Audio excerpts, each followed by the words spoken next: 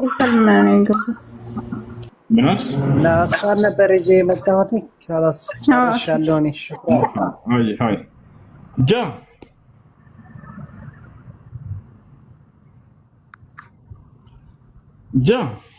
በጃ ስም የተከፈተ ነው ወይስ ጥያቄ ላይ ያጣ?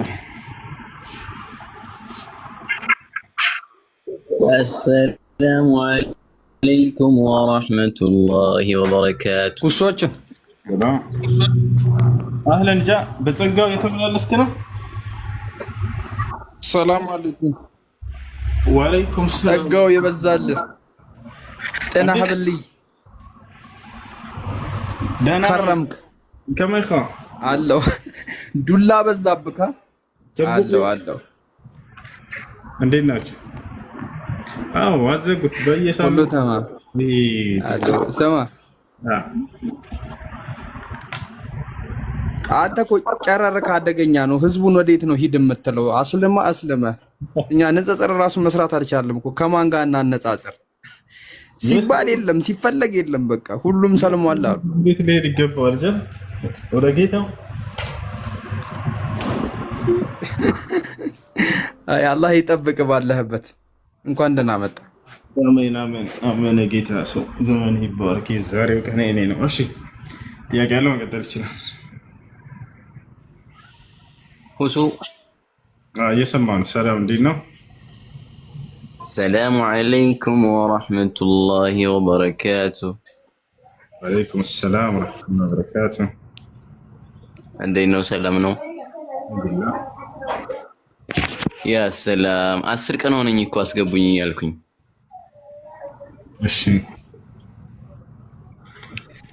ኦኬ ያው በመጀመሪያ ደስ ብሎኛል። አዲስ እህት አግኝቻለሁ ሀያት የምትባል አልሐምዱሊላህ። ከዚያ ያው ወደ ጥያቄ ሲገባ ባለፈው ትንሽ ከእንትኖች ጋር ከክርስቲያኖች ጋር ውይይት እያደረግን ነበርና ስለ እንትን ጠይቂያቸው ነበር። ስለ ዲቃላ እስከ 10 ትውልድ ድረስ ቤተ እምነት መግባት አይችልም ምናምን የሚል ነገር አንስቼባቸው ነበርና እና ምን አሉኝ እነሱ ቁርአንም ላይ ዲቃላን አትታዘዝ የሚላል አሉኝ። ሱረቱል ቀለም ላይ ነው ምናምን እዛ ላይ አለ ብሎኝ አሁን ስለሱ የተወሰነ አስረዳኝ ነበር። እሺ ሱረቱል ቀለም ነው ስለ አንድ ግለሰብ እንጂ ስለ በዝሙት ስለተወለዱ ልጆች ምን ታደርጉት አንዴ ማንጋ ነው። ሱረቱል ቀለም ላይ አንድን ሰው ያለ አባት መወለዱን የተገለጸ ሰው አለ። ያ በነገራችን ላይ ተአምር ነው ለነብዩ ሰለላሁ ዐለይሂ ወሰለም። ተአምሩ እንዴት እንደሆነ አስረዳቸዋለሁ። አላህ ሱብሓነሁ ወተዓላ ማንንም ያለ አባት የተወለደን አካል ሁሉ ያውቃል አይደለ? ከእርሱ የሚደበቅ የለም። ማንንም ግን ያለ አባት ነው የተወለደው ብሎ ማንንም አልገለጸም። ይሄን ሰው ብቻ ሲቀርብ ቁርአን ላይ ስለማን ነው? ስለ አንድ ግለሰብ እንጂ ይሄ ስለ ሁሉም ልጆች አይደለም የሚያወራው። ማን ነው ያ አካል? ይሄን የሚያውቃል? ሱረቱል ቀለም ላይ የተጠቀሰው ያለ አባት እንደተወለደ የተገለጸ አካል አለ። ለምን መገለጽ አስፈለገ ወደሚለው እንመጣለን። ማን ነው? ከዚህ በፊት ነግሬያቸዋለሁ። ማን ነው የሚያውቅ የለም? እሺ ወሊድ ኢብኑ ሙጊራ ይባላል። የኻሊድ ኢብኑ ወሊድ አባት ነው። ወሊድ ኢብኑ ሙጊራ ምንድነው? ያለ አባት የተወለደ ሰው ነው። ያለ አባት መወለዱን ግን አያውቅም ነበር። አባት እንዳለው ነበር የሚያውቀው። ገብታችኋል? እንዳለ የመካ ሰዎች የሚያውቁት አባት እንዳለው ነው። አባት እንደሌለው ማንና ማን የሚያውቀው? አላህ ሱብሓነሁ ወተዓላ እና እናቱ ያለ አባት መውለዷን ስለምታውቅ እሷ።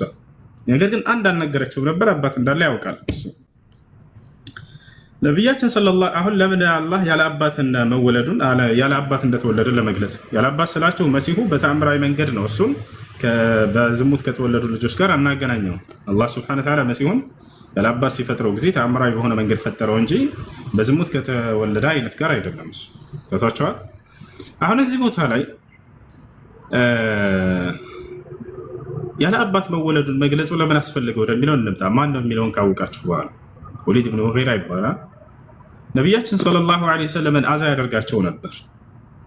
እነከ አንተል አብተር እያለ አንተ ዘርህ የተቋረጠ እያለ ይሰድባቸዋል። ገብታችኋል አይደል? ልጅ በወለዱ ቁጥር ስለሚሞትባቸው ወንድ ልጆችን እየወለደ አንድ ሰው ከሞተበት ዘርህ አይቋረጥም። በወንድ ልጅ በኩል ነው ዘር ሊሄድ የሚችለውና አንተ ዘረ ቆራጣ እያሉ ይሰድቧቸው ነበር። ገባችኋል? ቃሲምን ወለዱ፣ ሞተባቸው። ነቢያችን ሰለላሁ ዐለይሂ ወሰለም ልጆቻቸው በሞቱ ቁጥር አንተ ዘርህ የተቋረጠ እያሉ ይሰድቧቸው ነበር። አብደላህን ወለዱ፣ ሞተባቸው። ከዛሊክ ኢብራሂም መጨረሻ ላይ ተወለደ፣ ሞተባቸው። በዚህ ጊዜ ይህን ሲሏቸው ነቢያችን ሰለላሁ ዐለይሂ ወሰለም ያኔ ሐዘን ሰው ናቸውና እንደ ማንኛውም ሰው ሐዘኑ ተሰማቸው በልባቸው። ይሄ ሰውዬ ግዴታ አሁን ማንነቱን መነገር አስፈልገው። አላህ ስብሐነሁ ወተዓላ ለዚህ ነው ይህን ሰው ወላ ቱጢዕ ኩለ ሐላፊን መሂን ሐማዚን መሻኢን ቢነሚም ብሎ ገለጸው። እና ስለዚህ ያለ አባት መወለዱን መገለጽ ያስፈልገው ለዚህ ነበር። ወዲያው ይህን የቁርአን አንቀጽ በሰማ ጊዜ ያለ አባት እንደተወለደ ዘሩ የተቋረጠ አይደለም ሙሐመድ ብሎ አላህ ስብሐነሁ ወተዓላ አጸናላቸው። ኢና አዕጠይናከ አልከውሰር ፈሰሊ ሊረቢከ ወንሐር ኢነ ሻኒአከ ሁወል አብተር አላቸው። አንተን የሚጠላ ሰው ነው ዘሩ የተቋረጠ ሙሐመድ፣ አብሽር ምንም እንዳይሰማ አላቸው አላህ ስብሐነሁ ወተዓላ። ነገር ግን እዚህ ቦታ ላይ ይህ ሰውዬ በጣም ደነገጠ። ያለ አባት እንደተወለደ ቁርአን ላይ ሲመጣለት ጊዜ ወዲያው እናቱን ፍለጋ ሄደ። ይህ ሰው ወሊድ ብን ሙጊራ እናቴ ያላት ቤት ሄደና ሙሐመድ ያለ አባት እንደተወለድኩኝ ተናገረ፣ እንደማይዋሽ እናውቃለን ደግሞ ስለዚህ አባት የለኝም ማለት በቃ እርግጠኛ ሆኖ ነው የሄደው። ይጠላቸዋል፣ ከሃዲ ነው። ልብ በሉ። እርሳቸውን በየሄዱበት እየተከተለ አንተ ዘር የተቋረጠ እያለ ልባቸውን ይሰብራቸዋል። የግዴታ ማንነቱ መነገር አስፈልገው ይሄ ሰው። ከዚያ በኋላ ፉን ያዘ ነብዩ ሰለላሁ ዐለይሂ ወሰለም ሙሐመድ አይዋሽም፣ እነ ሙሐመድ ላ ይክዚብ አለ። ሙሐመድ አይዋሽም በፍጹም እናውቃለን ብንጠላውም አለ። አባት እንደሌለኝ ነግሮኛል በቁርአኑ ላይ አባቴን አምጪ ንገሪኝ አላት። እውነቱን ነው ያለ አባት በዝሙት ነው የወለድኩ ብላ ነገረችው። وهذه معجزة للنبي صلى الله عليه وسلم። ይህ ነገር ለነብዩ ሰለላሁ ዐለይሂ ወሰለም እንደ ተአምር ሆነ። ይሄ ሰው በእድሜ ይበልጣቸዋል፣ ትልቅ ሰው ነው። ያለ አባት መወለዱን ከፈጣሪ ውጭ ማን ሊያውቅ ይችል ነበር? እንዲሁም ደግሞ ያ ነብይ የሆነ ስለ ድብቅ ነገራቶች አምላክ ያሳወቀው አካል ካልሆነ በስተቀር ወዲያው ሄደና እናቱን አባት እንደሌለ ይነግሮኛል፣ ሙሐመድ አይዋሽም አባቴን አምጪ አላት። እውነቱን ነው አልዋሽም፣ አባት የለህም በዝሙት ነው የወለድከው ብላ ተናገረች። ይህ ነው እና ይህ አንቀጽ እየተናገረ ያለው ስለ አንድ ግለሰብ እንጂ ስለ ጥቅል ስለ ሁሉም ስለ አባት ስለተወለዱ ልጆች አይደለም። ገብቶሃል አይደለ? እዚህ ቦታ አትታዘዝ እርሱን አትስማው እያላቸው ያለው ስለዚህ አካል እንጂ ስለ ሌሎች አይደለም። ገብቶሃል አይደለ? መጽሐፍ ቅዱስ ላይ ያለው ግን ከዚህ የተለየ ነው። ኦሪት ዘዳግም ምዕራፍ 23 ቁጥር 2 ላይ እግዚአብሔር ምን ይላል? ዲቃላ ወደ እግዚአብሔር ጉባኤ እንዳይገባ ይላል። ቀጥሎ ምን ይላል? የዲቃላ ልጆች እስከ 10 ተወለዱ ድረስ ወደ እግዚአብሔር ጉባኤ እንዳይገቡ ይላል። ያን ስለ አንድ ግለሰብ ሳይሆን ስለ ጥቅል ነው እየተናገረ ያለው። እዚህ ጋር ቁርአን ላይ እየተናገረ ያለው አንድን ግለሰብ አስመልክቶ ነው። እሱን እንዳውም አትስማው የሚልህን ልብህ እንዳይሰበር አትስማ እያላቸው እንጂ ሌላ ነገር አይደለም። ስለ አንድ ግለሰብ እሺ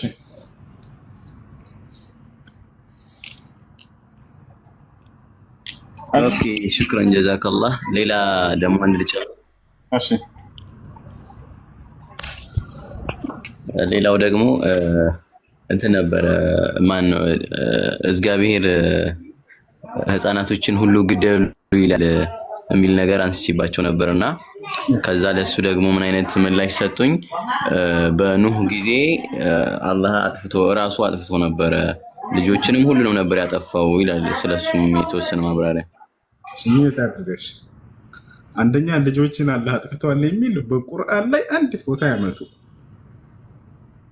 በቁርአንም ሆነ በሐዲስ ላይ አላህ Subhanahu Wa Ta'ala ልጅን አጥፍቷል የሚል የለም። ስለ ኑህ አስመልክቶ የኑህ ታሪክ ይታወቃል። አላህ Subhanahu Wa Ta'ala ህግ ሊያወጣ ህፃን ልጅን አጥፉ ብሎ በፍጹም አላለም። እዚህ ቦታ ላይ የኑህ አለይሂ ሰላም ህዝቦች ማን ናቸው ታዲያ የጠፉት ከተባለ ከሃዲያኖች ናቸው። ረቢ ላ ተዘር ዐለ አልአርድ ሚነል ካፊሪን ደያራ፣ በምድር ላይ ከሃዲን እንዳትተዋለ ከሃዲን አጠፋ ይላል። ህፃን ልጅን አጠፋ ወይንም አጠፋ የሚል የለም። እዚያ ላይ ቃል በቃል ህፃን ልጆችን ግደሉ የሚል ያለው መጽሐፍ ቅዱስ ላይ ነው። አንድ ቦታ ላይ እንዳይመስላችሁ በጣም በርካታ ቦታ ላይ አለ። እግዚአብሔር ህግ ያወጣል ህፃናቶችን ግደሉ እያለ ማለት ነው። እኔ ከራሴ አንዳች አልናገርም፣ እንዳነበብኩ እናገራለሁ። ንግግሬም ቅን ነው፣ በማስረጃ እንጂ አለማስረጃ አልናገርምና ላሳያችሁ ማየት የሚፈልግ ካለ ማለት ነው። ህግን ያወጣል እግዚአብሔር ህፃናቶችን ግደሉ እያለ። እንግዲህ ህፃናት ምንድን ናቸው ከተባለ ንጹሃኖች ናቸው። ምንም የሚያውቁት ነገር የለም። ጌታቸዋል አምላክ ህግን አውርዶ ንጹህ አይምሮ ላላቸው ለአቅመ አዳም ለአቅመ ሔዋን የደረሱ ማገናዘብ የሚችሉ የዛኔ ትእዛዙን ቢጥሱ እንዳው ግደሏቸው ቢል እሺ እንቀበል። እሱ አይምሮ የሌላቸውን ህፃናቶችን ብላቴናዎችን ይላል ጭራሽ። ወላሂ አረበኛው ላይ መጽሐፍ ቅዱስ ላይ ብትመጡ ነው ተደነግጣላችሁ። እቅቱሉ አልአጥፋል ሩዳዕ ነው የሚለው፣ እየጠቡ ያሉ ህፃናቶችን ሳይቀር ግደሏቸው ነው የሚለው። ይሄ አንደኛ ሳሙኤል ምዕራፍ 15 ቁጥር 3 ላይ ያለው ማለት ነው። የሚጠቡ ህፃናቶችን ግደሏቸው ይላል። የሚጠባ ህፃን ልጅ ምን ያውቃል? ንጹሐንን መግደል ነው ያረላ። ንጹሐንን የሚገድለው ማን ነው ከተባለ ታዲያ ኢየሱስ ክርስቶስ ዮሐንስ ወንጌል ምዕራፍ 8 ቁጥር አቤት ውሸት እያለ ነው። ወላሂ ውሸት አይደለም፣ ማሳያ አለ። ኢየሱስ ክርስቶስ ንጹሐንን የሚገድለው ዲያብሎስ ነው እያለ ይናገራል። ደግሞ በጣም ያስደነግጠው እሱ ነው። ስለዚህ እግዚአብሔር ዲያብሎስ ነው ማለት ነው በኢየሱስ ክርስቶስ ንግግር መሰረት። እናንተ ግን አላቸው አይሁዶችን የአባታችሁን የአብርሃምን መንገድ እንደማይከተሉ እየነገራቸው ወቱሪዱነ አን ተቅቱሉነኒ ወአነ ኢንሳኑን ቀድ ከለመኩም ቢልሐቅ አለዚ ሰሚዐሁ ሚነላህ አለ። እኔ ከአምላኬ የሰማሁትን እውነት የምነግራችሁን ሰው ልትገድሉ ትፈልጋላችሁ፣ አብርሃም እንዲህ አላደረገም ካለ በኋላ እናንተ ግን የአባታችሁን የዲያብሎስን ስራ ማድረግ ትፈልጋላችሁ፣ እርሱ ከመጀመሪያውም አንስቶ ነፍሰ ገዳይ ነበርና አለ። አያችሁ አይደለ? ንጹሐንን የሚገድል ዲያብሎስ እንደሆነ ተናግሯል ኢየሱስ ክርስቶስ። ማን ነው ታዲያ ንጹሐንን ግደሉ እያለ ያለው? እግዚአብሔር። ህፃናቶችን ግደሏቸው እያለ። ስለዚህ እንደ መጽሐፍ ቅዱስ እግዚአብሔር ዲያብሎስ ነው ማለት ነው ከይቅርታ ጋር። ይሄ በማስረጃ እናሳያችሁ። አንድ ያውና ህፃናቶችን ግደሉ እያለ እግዚአብሔር ተመልከቱ። እዚህ ጋር ሽማግሌውንና ጎበዙን ቆንጆይቱንምና ህፃናቶችን ሴቶችን ፈጽማችሁ ግደሉ ይላል እግዚአብሔር። ማን ይሄን ያለው? እግዚአብሔር ነው። ወደ ላይ ከፍ አድርግላቸው የሰራዊት ጌታ እግዚአብሔር ከሚለው አንደኛ ሳሙኤል ምዕራፍ 15 ቁጥር 3 አንደኛ ሳሙኤል ምዕራፍ 15 ቁጥር 3 ናቸው።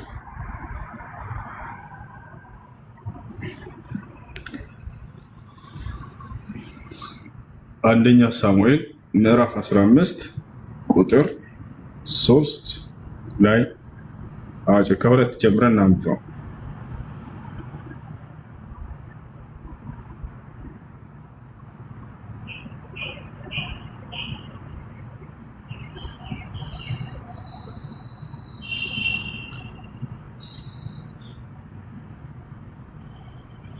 ስንት ነው ያልከው? አንደኛ ሳሙኤል ምዕራፍ 15 ቁጥር 2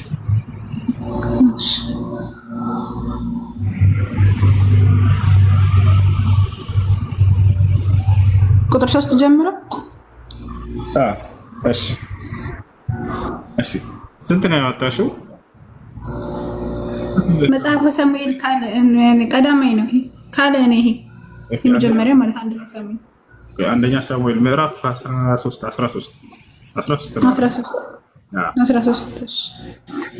ምዕራፍ 13 ቁጥር ስንት? ቁጥር 2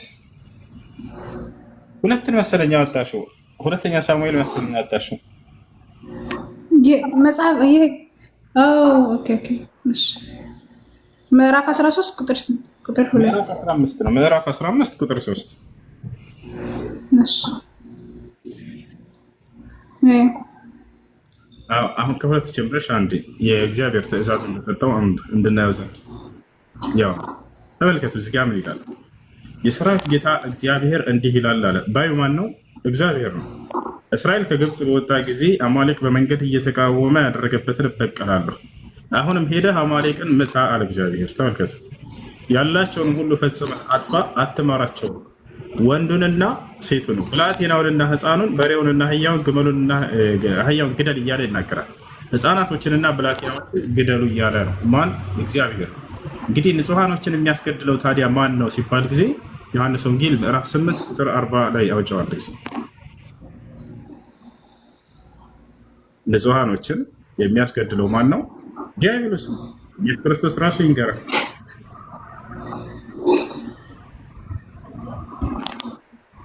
ታከቱ። ነገር ግን አሁን ከእግዚአብሔር የሰማሁትን እውነት የነገርኳቸውን ሰው ልትገድሉ ትፈልጋላችሁ። አብርሃም እንዲህ አላደረገም፣ እናንተ የአባታችሁን ስራ ታደርጋላችሁ አላቸው። እኛ እስከ ዝሙት አልተወለድንም፣ አባት አለን፣ እርሱም እግዚአብሔር ነው አሉት። ወረድ አድርጌው ኢየሱስም አላቸው እግዚአብሔርስ አባታችሁ ከሆነ በወደዳችሁኝ ነበር። እኔ ከእግዚአብሔር ወጥቼ መጥቻለሁና እርሱ ላከኝ እንጂ ከራሴ አልመጣሁም። ወረድ አድርጌው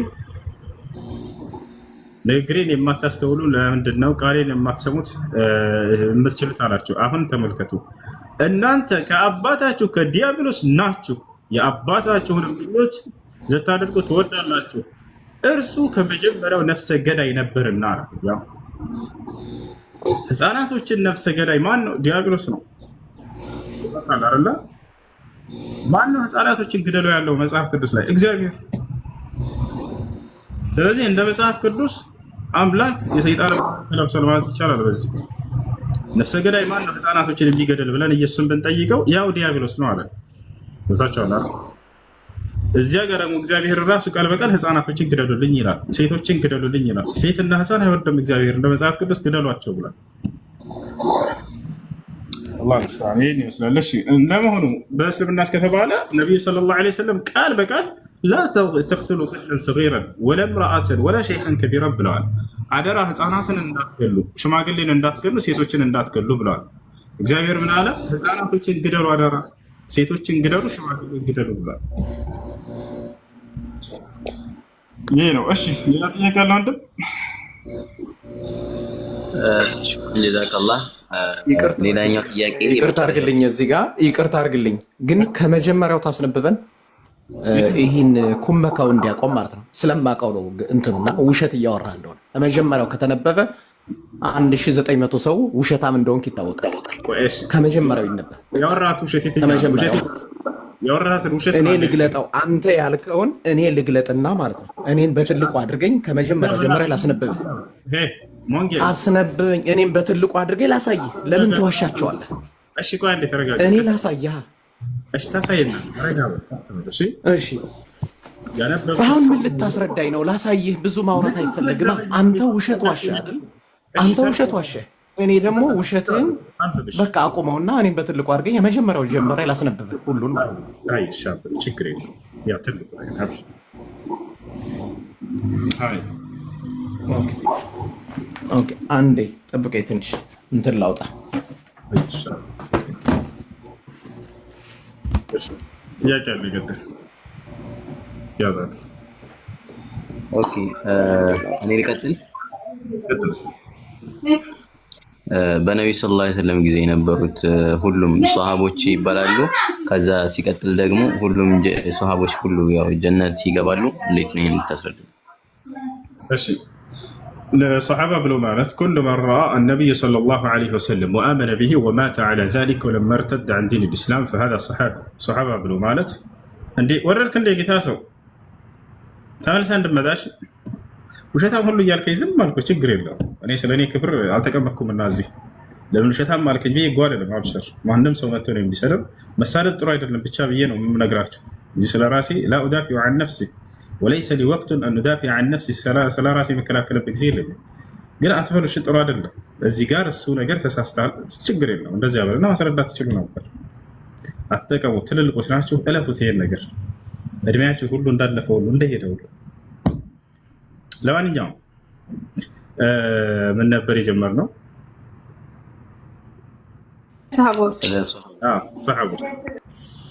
እሺ ሰሃቦች፣ ሰሃባ ብሎ ማለት ምን ማለት ነው ወደሚለው ስንመጣ ጊዜ ሰሃባ ማለት من رأى النبي صلى الله عليه وسلم ነብዩ ሙሐመድ صلى الله عليه وسلم ያየ አንደኛ መስፈርት እሱ ነው። وآمن به በርሳቸው ያመነ ነብይነታቸውን አምኖ የተቀበለ ማለት ነው። ومات على ذلك በዚያ ላይ ጸንቶ በእምነቱ የሞተ ይሄ ሰሃባ ይባላል። ከሶስቱ አንዱ ከጎደለ ሰሃባ ሊባል አይችልም። ገብታችኋል አይደል? ነብዩ ሰለላሁ ዐለይሂ ወሰለም ስላየ ብቻ ሰሃባ ሊሆን ይችላል ወይ? ላ እንደዛ ቢሆን ኖሮ እና አቡ ለሃብ ሰሃባ በሆኑ ነበር። አይተዋቸዋል እኮ ነገር ግን አላመኑባቸውም አይደል? ስለዚህ ሰሃባ ይባላል። እሺ አምኖ ነገር ግን እርሳቸውን አላገኘም። በዚያው መንገድ ላይም ጸንቷል። ለምሳሌ ነጃሽን እንውሰድ። በነብዩ ሰለላሁ ዐለይሂ ወሰለም ዘመን ነበር። በእርሳቸው ነብይነት አምኗል። በዚያው ላይ ጸንቶ ሞቷል። ነገር ግን አይታቸዋል? አላያቸውም። ስለዚህ هو من التابعين كما قال الشيخ صالح الفوزان وغيره من أهل العلم كتابعيوش يمدبال أو المخضرمون يبالالو كالنزيه يبالال يلالو እና ያ ነው። ልክ እንዲሁ ደግሞ አምኖ አይቷቸው ነገር ግን ሙርተድ ቢሆን ያ ሰው የሰሃባ ይባላል። በዚያው ላይ ጸንቶ ካልሞተ ላ ሰሃባ ይባላል። الصحابي هو من آمن بالنبي صلى الله عليه وسلم ورأى النبي صلى الله عليه وسلم ومات على ذلك ولم يرتد عن دين الإسلام ይሄ ነው። እና ስለዚህ እሺ ሰሃቦች ወዴት ናቸው የጀነት ናቸው ወይ የሚለውን አላህ Subhanahu Wa Ta'ala ወኩለን ወዐደ አላሁ አልሑስና ይላል። ስለ ሙሃጅሮችና ስለ አንሷሮች እየተናገረ ሁላቸውንም ምን መልካምን ነገር ቃል ገብቼላቸዋለሁኝ አለ። ሑስና የሚባለው በቁርአን ላይ ጀነት እንደሆነ ተናግረዋል። ሊለዚነ አሕሰኑ አልሑስና ይላል። ለእነዚያ መልካም ለሰሩ ሰዎች ሑስና ወይም ጀነትን ቃል ገብቼላቸዋለሁ ብሎ አላህ እንደተናገረው። በሌላ ቦታ ላይ አላህ ሱብሓነሁ ወተዓላ ስለ ሙሃጅሮችና ስለ አንሷሮች ሲናገር ፊ ሱረት ተውባ ላይ ወሳቢቁነ አልአወሉነ ሚነል ሙሃጅሪነ ወልአንሷር ወለዚነ ተበዑሁም ቢኢሕሳን ረዲየላሁ ዐንሁም ወረዱ ዐንሁ ወአዐደ ለሁም ጀናቲን ተጅሪ ተሕተሃ አልአንሃር እያለ ይናገራል። እነዚያ ቀዳሚዎቹ የመጀመሪያዎቹ ሙሃጅሮችና አንሷሮች ለእነርሱ ገነትን አዘጋጅቼላቸዋለሁኝ ይላል እና ይህ ነው በጥቅሉ እነዚህ አካሎች የጀነት እንደሆኑ እናምናለን። ነገር ግን አንድን አካል በተናጥል ነጥሎ ለመጥራትስ ያ በቁርአንና በሐዲስ ላይ ስሙ በተናጥል የተጠቀሰውን በተናጥል እንጠራለን። ልክ ለምሳሌ ነቢያችን ሰለላሁ ዐለይሂ ወሰለም አቡበክር ፊልጀና፣ ዑመር ፊልጀና፣ ዑስማን ፊልጀና፣ ዓሊ ፊልጀና፣ ጠልሓ ፊልጀና፣ ሰዕዱ ፊልጀና፣ ሰዒዱ ፊልጀና፣ አብዱራሕማን ብን ዐውፍ ፊልጀና፣ አቡ ዑበይዳ ብን ጀራህ ፊልጀና ብለው እንደተናገሩት አቡበክር የገነት ነው፣ ዑመር የገነት ነው፣ ዑስማን የገነት ነው፣ ዓሊ የጀነት ነው እንዳሉ ስማቸው ጠቅሰዋቸው የተናገሯቸውን ስማቸውን እንጠቅሳለን። ስማቸውን ጠቅሰው አከል የጀነት ነው ያላሉንን ስሙን ጠቅሰን እኛ አንሽቀዳደም። ላ ነተሳበቁ መዓ አላህ ዐዘ ወጀል ወመዓ ነቢ ሰለላሁ ዐለይሂ ወሰለም። አቡ ሁረይራ የጀነት ነው ማለት አልችልም። ዝም ብዬ ተነስቼ አቡ ሁረይራ የጀነት ነው የሚል ስሙ ተጠቅሶ ስለሌለልኝ ማለት ነው። በጥቅል ሁላቸውንም በጥቅል እንላለን። እሺ አላህ ያው ሌላ ጊዜ ስመጣ እንግዲህ ጥያቄ ሲኖረኝ እንደምታስገቡ ተስፋ አደርጋለሁ ከ10 ቀን በፊት ማለት ነው። እና ጀዛከላህ ለዛሬው ጨርሻለሁ። እሺ لا تدخل في بحوث فيها الله ورسوله صلى الله عليه وسلم.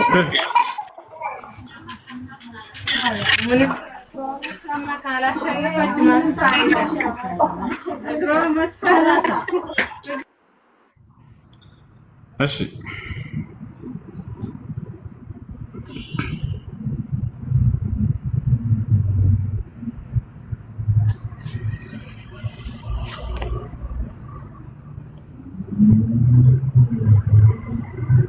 አድሚኖች ካላችሁ ፈተና አስገባችሁ።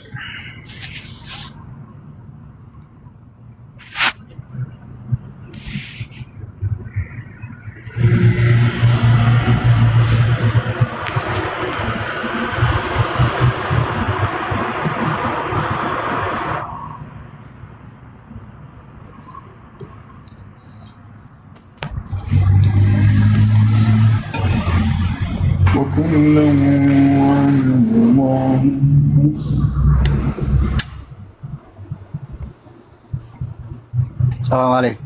وعليكم السلام ورحمة الله وبركاته. وصل السماء. السلام عليكم ورحمة الله وبركاته. وعليكم السلام ورحمة الله وبركاته. السلام. السلام عليكم. وعليكم السلام. نصن دينا. سلامنا الحمد لله. ጥያቄ ነበረኝ።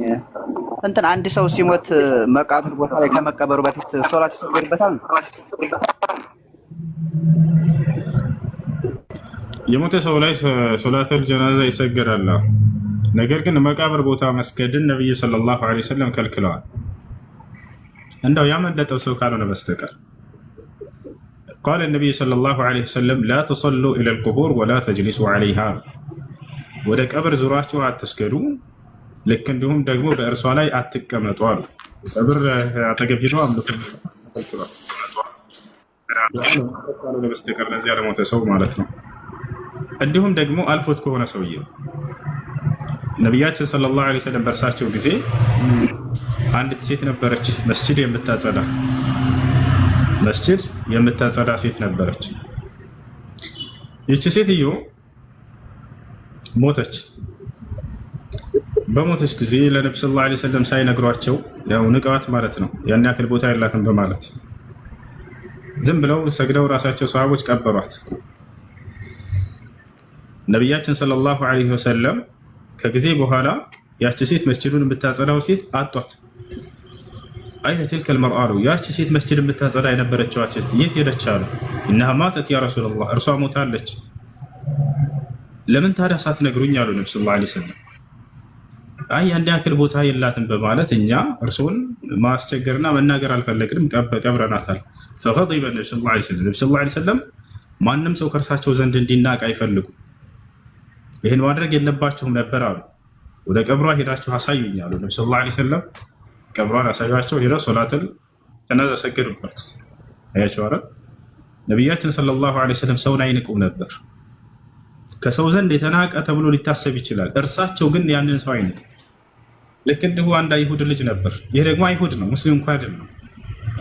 ነቢዩ ሰለላሁ ዐለይሂ ወሰለምን ያገለግላቸው ነበር። በጣም ስለሚወዳቸው ዝም ብሎ ይላካቸዋል፣ ይወዳቸዋል፣ ያገለግላቸዋል። ካነ ጉላሙን የኽድሙ ነቢይ ሰለላሁ ዐለይሂ ወሰለም ወሁወ ይሁዲ፣ አይሁዲ ነው። ቡኻሪና ሙስሊም ላይ ያለ ሐዲስ። አይ ካላመንክ አንተ ቀጥል ከዚህ ብለው አልነፈጉትም ነበር ነብዩ ሰለላሁ ዐለይሂ ወሰለም። አይሁድ ነው፣ ያገለግላቸዋል፣ ይወዳቸዋል። የሆነ ጊዜ ላይ ተሰወረ፣ ጠፋ ከሳቸው አካባቢ። አይን አልጉላም አልይሁዲ ብለው ነብዩ ሰለላሁ ዐለይሂ ወሰለም ጠየቁ፣ አረሱት። ያ አይሁድ ልጅ የት አለ? ጠፋኝ አሉ።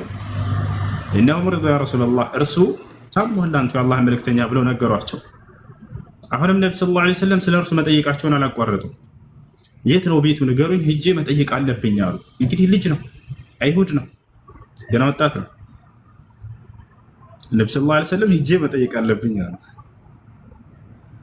እንግዲህ ነብይ ናቸው ምናምን ትልቅ ቦታ ደረጃ ያላቸው ናቸው። እርሳቸው ግን ሰዎችን ሁኔታቸውን አይረሱም ነበር። የት ነው ይሄ ሰው ብለው ጠየቁ። ቤቱን ተነገራቸው። فذهب النبي صلى الله عليه وسلم ነብዩ ሰለላሁ ዐለይሂ ወሰለም ሄዱ ቤቱ ድረስ ሄዱና ቆረቆሩ፣ አስፈቀዱ። ተፈቀደላቸው፣ ልግባሉ፣ ገቡ። فجلس عند رأسه ከራሱ ስር ቁጭ አሉና ነብዩ ሰለላሁ ዐለይሂ ወሰለም አጽናኑት፣ አይዞህ አብሽር አሉት። ይታቻል። ከዚያም በኋላ ነብይ እንደመሆናቸው መጠን ማንንም ሰው ቢያገኝ አንድ ነብይ ወደ እስላም ጥሪ ያድርግ ተብሏልና دعاه الى الاسلام ወደ እስልምና ጥሪ ያደረጉለት። ያ ጉላም ቁል ላ ኢላሃ ኢላላህ አሉት። አንተ ልጅ ሆይ ከአንዱ አምላክ ከአላህ በስተቀር በእውነት የሚመለክ ሌላ አምላክ የለም ብለህ ሻሃዳ እስልምናን ተቀበል አሉት። فنظر الغلام الى ابيه اليهودي خوفا منه يعني ይህም አይሁድ ልጅ ወደ አባቱ ተመለከተ። አይሁድ አባቱ እዛው አለ፣ ፈርቶ ማለት ነው። መስለም ፈልጓል፣ ግን አባቱን ፈራ። ከዚያ በኋላ ነቢያችን ሰለላሁ ዐለይሂ ወሰለም ይህም ባሉት ጊዜ ወደ አባቱ ተመለከተ። ልጁ አባቱን ተረዳ፣ መስለም እንደፈለገ ልጁ ግን እርሱን እንደፈራ። ያ ቡነይ አጢዕ አበልቃሲም አለ፣ ልጄ ሆይ የቃሲም አባት የሚሉህን ስማቸው ትስለም አለ። فقال الغلام أشهد أن لا إله إلا الله وأنك رسول الله። ወዲያው ያ ልጅ ሸሃዳ ተቀበለ፣ እስልምናን ያዘ። ወማት ወዲያው ሸሃዳ ቃል እንደያዘ ሞተ። ነቢያችን ሰለላሁ ዐለይሂ ወሰለም ከዚያ ምን እያሉ ወጡ? አልሐምዱሊላሂ አለዚ አንቀዘሁ ሚነ ናር፣ ይሄን ልጅ ከጀሃነም እሳት ያዳነ አምላክ አላህ ምስጋና ይገባው እያሉ ወጡ ከዚያ ከቤት። ከዚህ እንረዳው አይሁዶች ያውቃሉ ነብይ መሆናቸው። ነገር ግን አንድ ቅር ያላቸው ነገር ምንድነው? ለምን ከእስማኤል ዘር ወጣ ነው? ከኢስሐቅ ዘር ለምን አልወጣም ነው? ነብይነትን ማዕረግ ከእርሱ እንጂ አንቀበልም ብለው ወስነዋል እነዚህ ሰዎች። ለታቸው አላ ነው እንጂ በነብይነታቸው ላይ ምንም ጥርጥር እንደሌለባቸው ያውቁ ነበረ። الذين آتيناهم الكتاب يعرفونه كما يعرفون أبناءهم። ሙሐመድ ሆይ እነዛ አይሁዶች ክርስቲያኖች በዘመናቸው የነበሩ يعرفون كما يعرفون أبناءهم ልክ የራሳቸውን ልጅ እንደሚያውቁ ያ ቃል የተገባው ነብይ እንደሆን ካንተን በደንብ ያውቁሃል አለ። ሳያውቁ ቀርተው እንዳይመስልህ። ነገር ግን በውስጣቸው ቅናት ይዞባቸው እንዳለባቸው አላህ ሱብሓነሁ ወተዓላ ገለጸ። ለምን ከኢስሐቅ ዘር አልወጣም? የነብይነት ማዕረግ ከኢስሐቅ ዘር ካልሆነ በስተቀር አይቀበሉም። እታቸው አይደለ? ያን የእስማኤልን ዘር አይቀበሉም እነሱ። እና ይህ ሰው ያውቅ ነበር ነብይ መሆናቸው። ወዲያው ልጄ እስልምናን ተቀበል ከፈለክ ካለው እስልምና ተቀበለ ልጁ። እና ከዚህ ምን ልላችሁ ፈልጌ ነው፣ ነቢያችን ሰለላሁ ዐለይሂ ወሰለም ሰውን አይንቁም ነበር።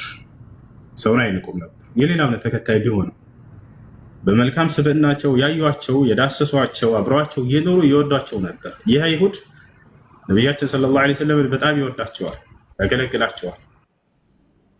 እና በጠፋም ጊዜ ነብዩ ሰለላሁ ዐለይሂ ወሰለም ይሄ ነው ጠየቁት።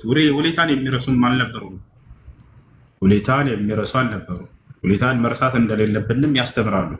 ነቢያችን ሰለላሁ ዐለይሂ ወሰለም ሲናገሩ ምን አሉ? መን ሰነዐ ኢለይኩም ማዕሩፈን ፈካፊኡ ፈኢን ለም ተጅዱ ማ ቱካፊኡነሁ ፈድዑ ለሁ ቢልኸይር አሉ። ለእናንተ መልካም የዋለላችሁን ሰው እናንተም ለዚያ ሰው መልካም በመዋል ካሱት አሉ። የምትክሱበት መልካም ነገር እንኳን ካጣችሁ ለዚያ ሰው ጸሎት አድርጉለት እንጂ ውለታውን እንዳትረሱ ብሎ ተናግረዋል። አያችሁ፣ ያቺ ሴት መስጂድ ስትጠርግ ነበር፣ ውለታ አላት። የአይሁድ ሲያገለግላቸው ነበር፣ ውለታ አለው። ነብዩ ሰለላሁ ዐለይሂ ወሰለም አይረሱም የውለታን ባለቤት። ይሄ ነው። እሺ እና ትላንት ሁኔታ የዋሉላችሁን ሰዎች ዛሬ መናቅ ተገቢ አይደለም። የነብዩ ሰለላሁ ዐለይሂ ወሰለም መንገድ አይደለም። እነዚያን ሰዎች እንዳውም ማስታወስ እና ለነሱ የቻላቸውትን ነገር ማድረግ ተገቢ ነው ማለት ነው። እሺ ሰላም አለይኩም። ወአለይኩም ሰላም ወራህመቱላሂ ወበረካቱ።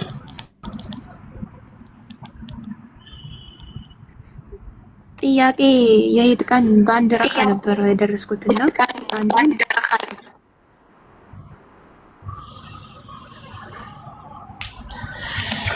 ምን አልሽኝ?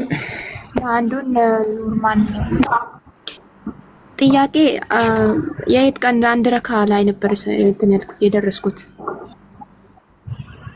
እና እንደ መጀመሪያው ነው መስገድ ነበረብኝ ወይስ እንዴት ነው? ኦኬ አው ያለፈው ሰው ያንን ይሰግዳል። ያለፈው ሰው ያን እንትን ያለውን ያለፈውን ረካ ያመጣል። ነብዩ ሰለላሁ ዐለይሂ ወሰለም ሐዲስ ላይ እንደተናገሩ አልፏችሁ ከሆነ ኢማሙ ልክ ሲያሰላምበት ጊዜ አለፋችሁን ቁሙና ሙሉ ብለውናል።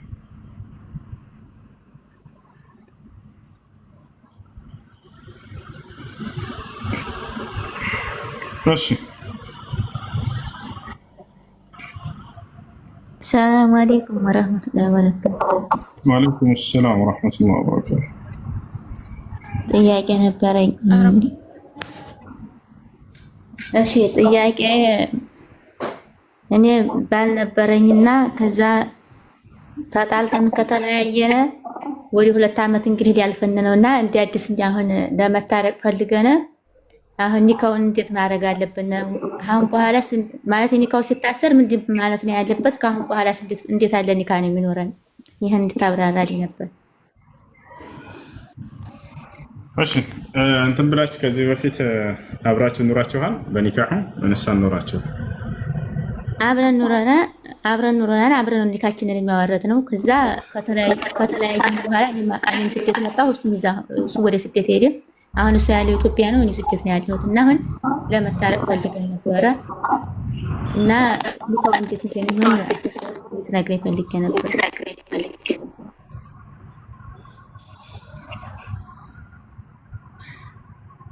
ኦኬ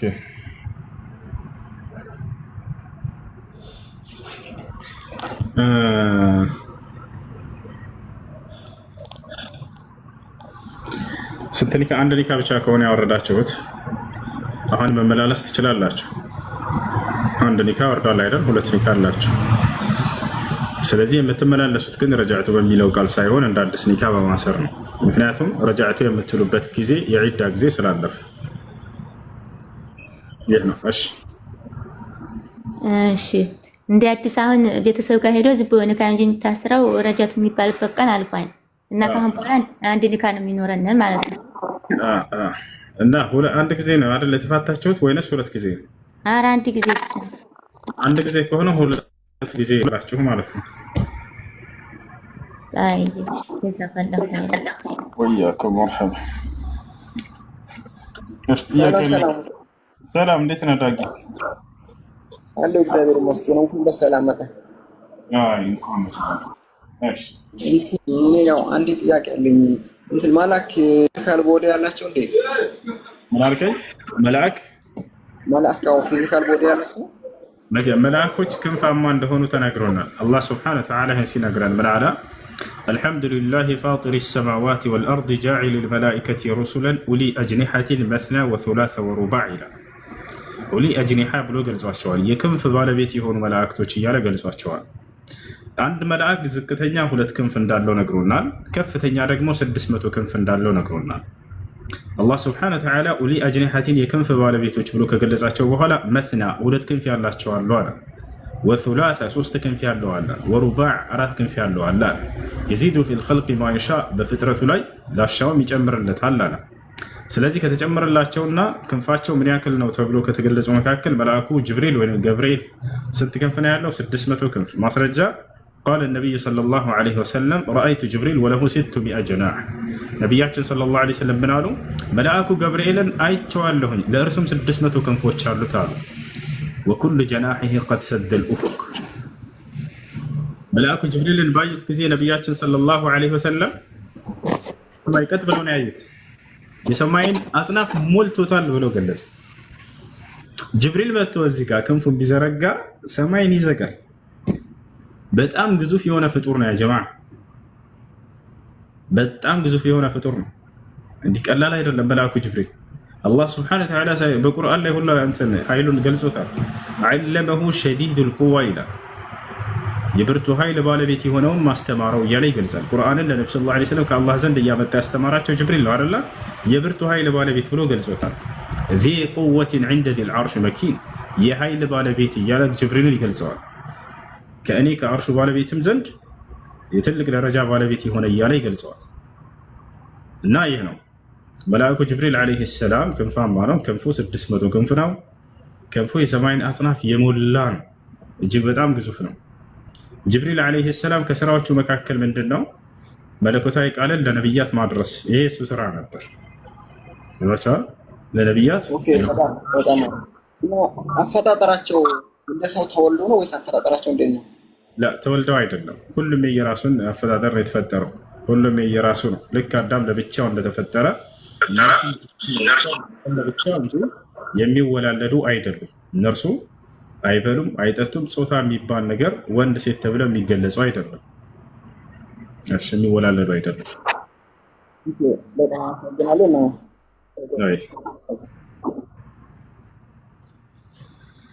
ወጀዐሉ ልመላኢከተ አለዚነ ሁም ዒባዱ ረሕማን ኢናሳ፣ የመካ ሰዎች መላእክቶችን ሴት ናቸው ብለው ይናገሩ ነበር።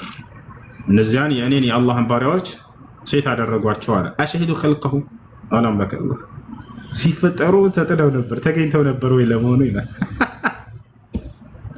የመካ ሰዎች መላእክትን አምላክ በገለጻቸው ልክ እንጂ አብረን ልንቀበል የሚገባው ሲፈጠሩ ያላየነውን ፍጡር እንዲህ ነው ብሎ መግለጽ መድፈር ተገቢ አይደለም።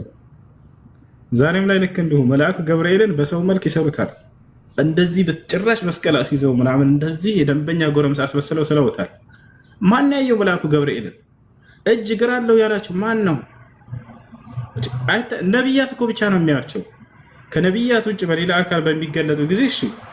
ነገር ግን ይሄ መልአኩ ገብርኤል ነው ተብሎ እንደዚህ በሰው ቅርጽ አስቀምጠን የምንለው አይደለም። አላሁ ሙስተዓን። ብቻ መላእክቶች ወንድ ሴት ተብለው የሚገለጹ አይደሉም። እነርሱ የመወላለድ ዓለም አይደለም የነሱ ዓለም። በሰማይ ላይ እንደዚህ እነሱ የተጋቡ የሚዋለዱ አይደሉም። ይሄ ነው። እሺ፣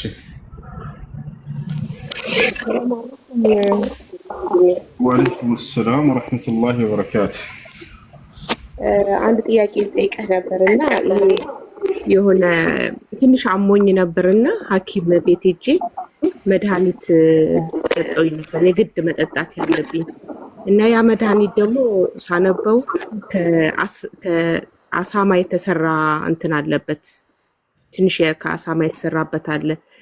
በሌላ ለውጡልኝ ወይንም ደግሞ ፋርማሲዎችን ዶክተሮችን ስጠይቅ ሊገኝልኝ አልቻለም እና የግድ መጠጣት ያለብኝ መድኃኒት ነው እና ምን ማድረግ አለብኝ ወንድሜ? አሳማ ቀጥታ የአሳማው ስጋ ያለበት ከሆነ አይቻልም፣ አይፈቀድም። ስጋው ሳይሆን ከአሳማዎች የተሰራ ነው መድኃኒቱ። ይሄ እንደ ቴትራሳይክሉ የተጠቀለለበት በአሳማ ነው የተሰራው። እሺ፣ አሁን ምን አለ መሰላቸው እንደ አስሉ እንደ መሰረቱ አላህ ስብሐነሁ ወተዓላ የአሳማን ስጋ እርም አድርጓል። አላህ በቁርአን ላይ ሲናገር ምን ይላል? ሑሪመት ዐለይኩሙል መይተቱ ወደሙ ወለሕመል ኺንዚር ይላል። የአሳማ ስጋ በእናንተ ላይ እርም ተደረገ ብሏል። በሌላ ቦታ ላይ አላህ ስብሐነሁ ወተዓላ ምን ይላል? ቁል ላ አጅዱ ፊማ ኡሕየ ኢለየ ሙሐረመን ዐላ ጣዒሚን የጥዐሙሁ ኢላ አን የኩነ መይተተን አው ደመን መስፉሐን አው ለሕመ ኺንዚር ይላል። የአሳማ ስጋ እርም ተደረገ በእናንተ ላይ ያለ አላህ ስብሐነሁ ወተዓላ ይናገራል።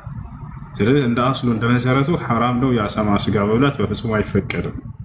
ነገር ግን ሰውየው ለህይወቱ አደጋ ሆኖበት እስከሆነ የዛኔ ይፈቀዳል ከሚለው አንጻር ሳይሆን ህይወትን ለማትረፍ በሚለው ይያዛል። ህይወትን ለማትረፍ ሰውየው እዚያው በሱረቱል ማኢዳ ላይ አላህ ሱብሓነሁ ወተዓላ ተናግሯል። እርም ካደረገ በኋላ ፈመን የጡረ ገይረ ባጊን ወላ ዓዲን ፈላ ኢስመ ዐለይህ ይላል። የተቸገረ ወሰን ሳያልፍ ድንበር ሳያልፍ ህይወቱን ለማትረፍ ያክል ቢጠቀም ይሄን ነገር በእርሱ ላይ ወንጀል የለበትም ማለት ይፈቀዳል አይደለም። ልብ በሉ፣ ይፈቀዳል አይደለም። በእርሱ ላይ ወንጀል የለበትም። ያ ልክ እንደዚህ አስመልክቶ በሱረቱል ነህል ላይ ብዙ ጊዜ ቅዱሳኖች የሚያነሱ ጥያቄ አለ። ሰውየው መካድ ከፈለገ ከተገደደ መካድ ይፈቀድለታል። ላ እንደዛ አይልም አንቀጹ። ያ ነገር እንደ ወንጀል አይቆጠርበትምና ይፈቀዳል። ሰማይና ምድር ናቸው። ቦታቸው አለ አይደለ? የአሳማ ስጋ ይፈቀዳል ማለት ነው። አሁን ይሄን ስለተናገርኩኝ አይደለም። ይሄ ሰው ህይወቱን ለማትረፍ ያክል ቢጠቀም እንደ ወንጀል አይያዝበትም። ልክ ተገዶ ኃጢአትን እንደሰራ ማለት ነው። ከዚያ ነው የሚያዘው። ነቢያችን ሰለላሁ ዐለይሂ ወሰለም ሐዲስ ላይ ምን አሉ? ኢነላሃ ተጃወዘ ዐን ኡመቲ ሰላሰን አልኸጠእ ወኒስያን ወመስቱክሪሁ ዐለይሃ አሉ። አላህ ከኡመቶቼ በሶስት መንገድ የሰሩትን ኃጢአት አልፎላቸዋል አሉ። አይዝባቸውም፣ እንደ ኃጢአት አይቆጥርባቸውም። አንደኛ አልኸጠእ በስህተት ወንጀል የሰራ፣ ሁለተኛ አኒስያን ረስቶ ወንጀል የሰራ፣ ሶስተኛ ወመስቱክሪሁ ዐለይህ ተገዶ ወንጀል የሰራ አሉ። ያቸው አይደለ? ተገዶ ወንጀል የሰራ እንደ ወንጀል አይቆጠርበትም። ከዚህ ነው ያ የቁርአን አንቀጽ የሚያያዘው። ልክ ለምሳሌ ሴት ልጅ ተገዳ ብትደፈር ወንጀል ነው አይደለም? ይሄ ከላይ ስናየው ዝሙት ነው። ወንድና ሴት ያለ ኒካህ የሚያደርጉ ግንኙነት ዝሙት ይባላል አይደለ? ነገር ግን ተገዳ ስትሆን ጊዜ የሰራቸው እንደ ወንጀል ይቆጠርበታል። ዝሙት ሰርታለች ይባላል? በፍጹም አትባልም። ያ ከዛሊክ ልክ እንዲሁ ያ ሰው ተገዶ ያንን የክህደት ቃል እንዲል ቢደረግ ይፈቀዳል ማለት ነው ብለው እዚያ ጋር ሲሟገቷቸው የቱ ጋር ይፈቀዳል የሚለው ብላቸው የለም እንደዛ ነው። የአንድ ወንጀል አይቆጠርበትም ነው። እሺ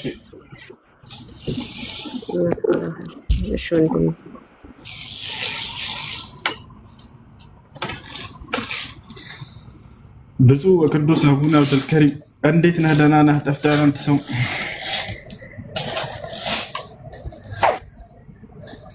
ይሰማል?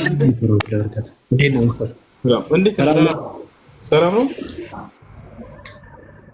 አልሐምዱሊላህ ረብል ዓለሚን አለን። አልሐምዱሊላህ። ጠፍተሃል? አዎ ትንሽ አልተመቸኝም ነበር እዚህ ጊዜ። አትጥፋ አትጥፋ፣ አንተ መጥፋት የለብህም። ሰላም አለይኩም። ወአለይኩም ሰላም ወረሕመቱላሂ ወበረካቱ። እህታችን በጠየቀችው ጥያቄ ላይ አንድ አብራኝ የምትሰራ ነጭ ሰለምት ያለች እና የሆነ ጊዜ የሆነ መድኃኒት ሰጥቻት እንደዚህ ቴትረሳይክል የሚመስል ፋቱ የሚሰራው ቴትረሳይክሉ ቀረፋው ላይ ከሆነ እሱን አውጥታ ዱቄቱ መድኃኒቱን ብቻ መብላት ትችላለች። የአሳማው የተሰራው በመሸፈኛው ላይ ብቻ ከሆነ መክፈት ትችላለች ቴትረሳይክሉን ማለት ነው።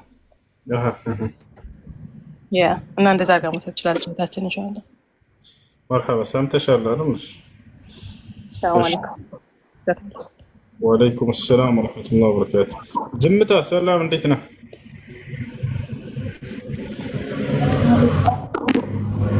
ወአለይኩም ሰላም።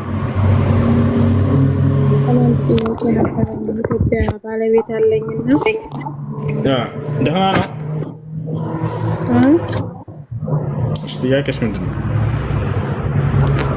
ያለሁት ስደት ነው። ባለቤቴ ግን ኢትዮጵያ ነው ያለውና አሁን ላይ ያለመግባባት ተፈጠረና ማለት በየወሩ ወሬን እየቆጠረ ስራ ገባውም አልገባውም ብር ላኪ ይለኛል። እኔ ደግሞ ለምን እንደዚህ ታደርጋለህ ስለው እንትን ይላል ማለት ነው። እና እኔ አሁን ላይ አልፈልግም ፍታኝ እያልኩት ነው። ይሄ ሀራም ይሆንብኛል?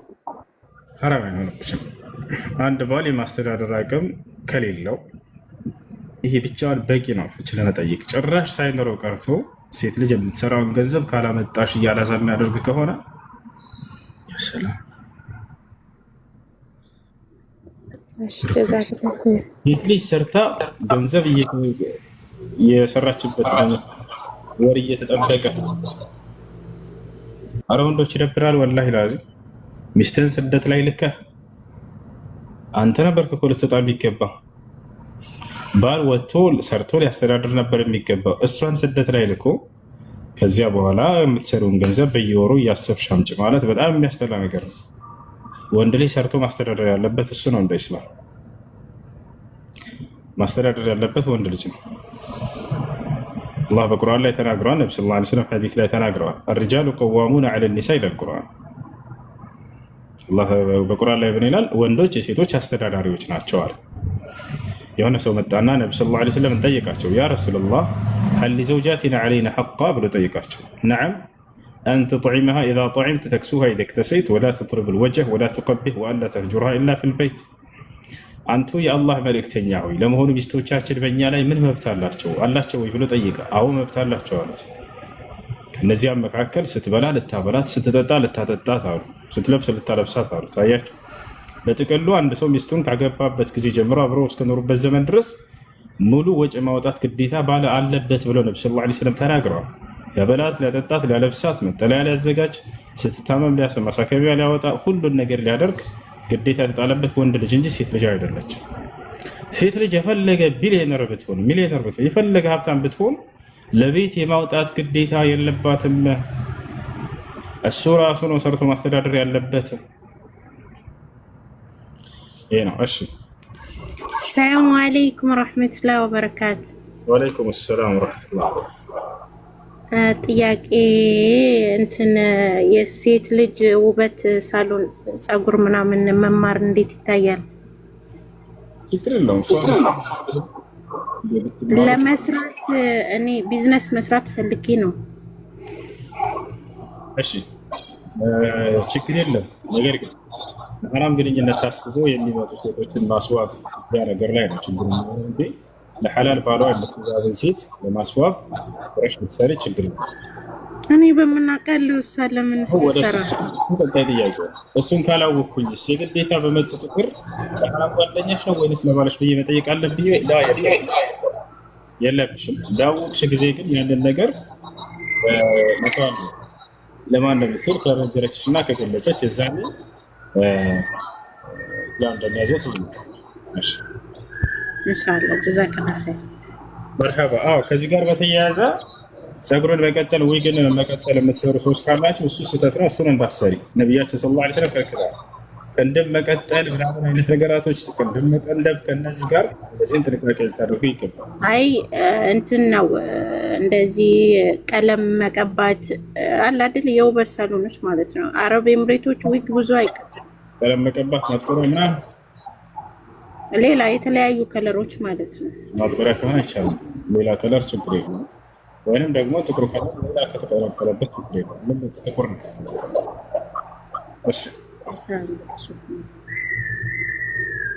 እሺ አድሚኖች ካላችሁ በተራ አስገቧቸው።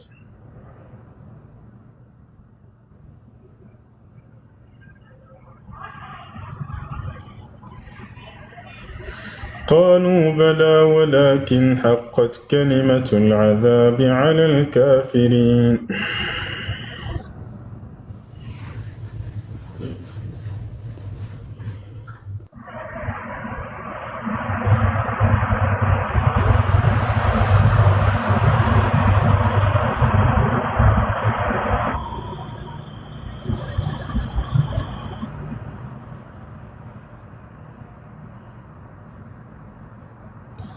እሺ የገባ ሰው ካለ መጠየቅ ይችላል።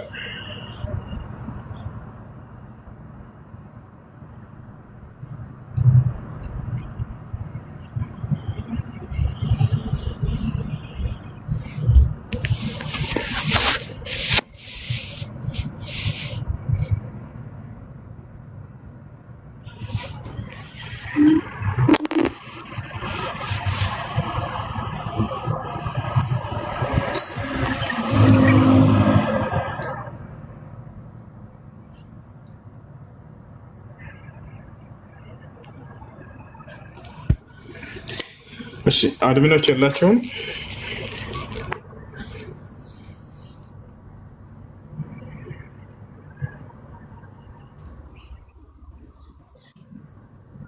ሰላም አለይኩም ሁሱ። ወአለይኩም ሰላም። እንዴት ነው ሁሱ? ሰላም ነው? አልሐምዱሊላህ። ሁሱ ጥያቄ ቁርአን እየቀሩ ማለት ቁርአን በኤርፎን አዳምጣለሁ። ስራ እየሰራው ምናምን ነጃሳ ቦታ ይሁን እንጂ ማዳመጥ ችግር የለውም። ስራ እየሰራው እንደዚህ ያንኳኳው ምናምን ስኪዝ ላይ በየትበት ቦታ ኤርፎን አድርጌ አዳምጣለሁ።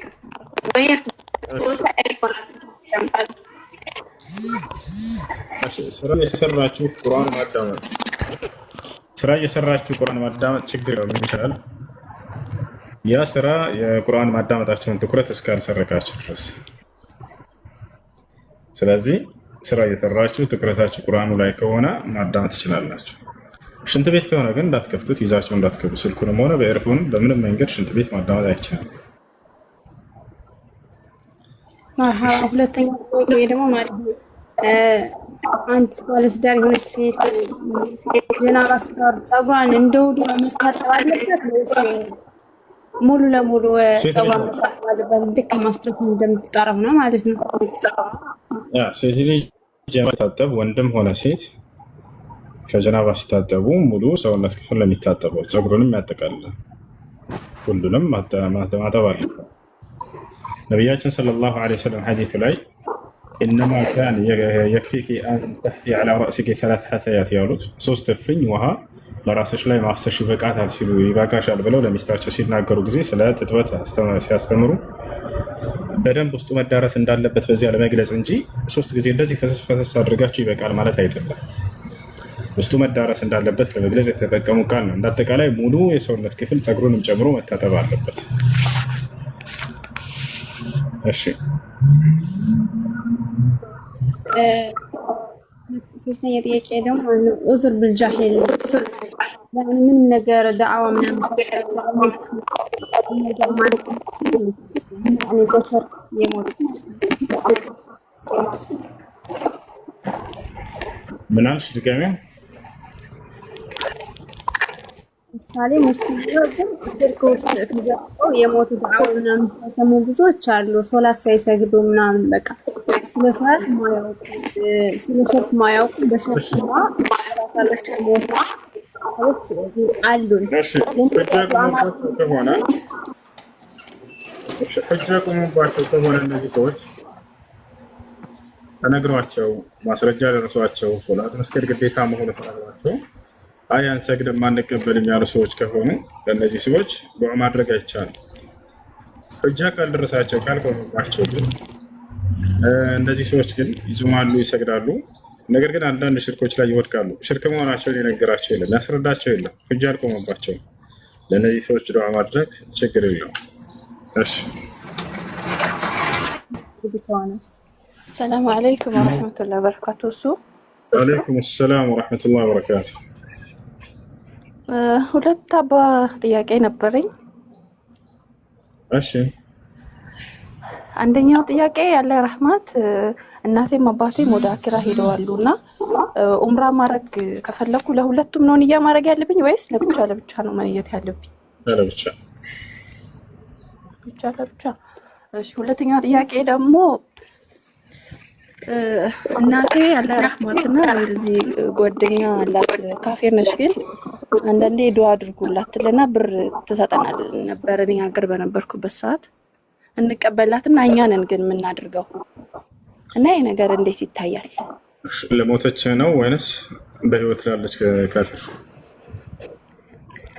ላ ሴትዮዋ ካፌር ናት። የእናቴ ጓደኛዋ ነች፣ ጎረቤቷ ማለት ነው። ኦሚ ነች የሞተችው። አዎ እናቴ ሞታለች፣ አላህ ይራህማት። እሷ ከሞተች በኋላ ነው ወደ 2 ጊዜ ምናምን ይሆናል ሰጠችንና አደረግን። ይሄ ነገር እንዴት ይታያል? በእሷ ብር ለእናታችን አደረግንላት።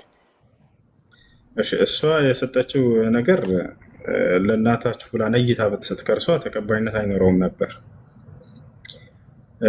ነገር ግን እናንተን ገንዘቡን ሰጥታችሁ እናንተ ከሆናችሁ ያንን ሰደቃ ያደረጋችሁት ይሄ ችግር የለውም፣ ከእናንተ ሰደቃ ይሆነው።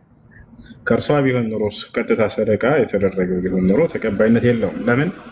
ኢነማ የተቀበሉ ሚነል ሙተቂን፣ አላህ መልካም ስራን የሚቀበለው በእርሱ ካመኑና ከሚፈሩ ሰዎች ነው። በእርሱ ያላመኑ ሰዎች የፈለገ መልካም ስራ ቢሰሩ እንደማይቀበል ተናግሯል። ለስራ ተቀባይነት ለማግኘት መጀመሪያ እምነት ይቀድማል። አላምንበትም ግን በሱ ስም ሰደቃ አደርጋለሁ አያስኬድም። በዚህ እምነት ይቀድማል። ከሁሉ መልካም ስራ በፊት ከስራ ሁሉ በፊት እምነት ይቀድማል፣ እምነትና ስራ። ስለዚህ ሰውየው አምኖ ነው ከዚያ በኋላ መልካም ስራን ተቀባይነት የሚያገኘው። ስለዚህ እቺ ሴት አላመነችም። ከእርሷ ቢሆን ኑሮ ሰደቃ የተሰጠው በቀጥታ ተቀባይነት አይኖረውም። ነገር ግን ለእናንተ ስጦታ ሰጠቻችሁ። እናንተ ያንን ከእናንተ ከአማኞቹ ከሆነ ሰደቃ የተደረገው ከእናንተ ነው እና ሰደቃ የሆነው ተቀባይነት አለው።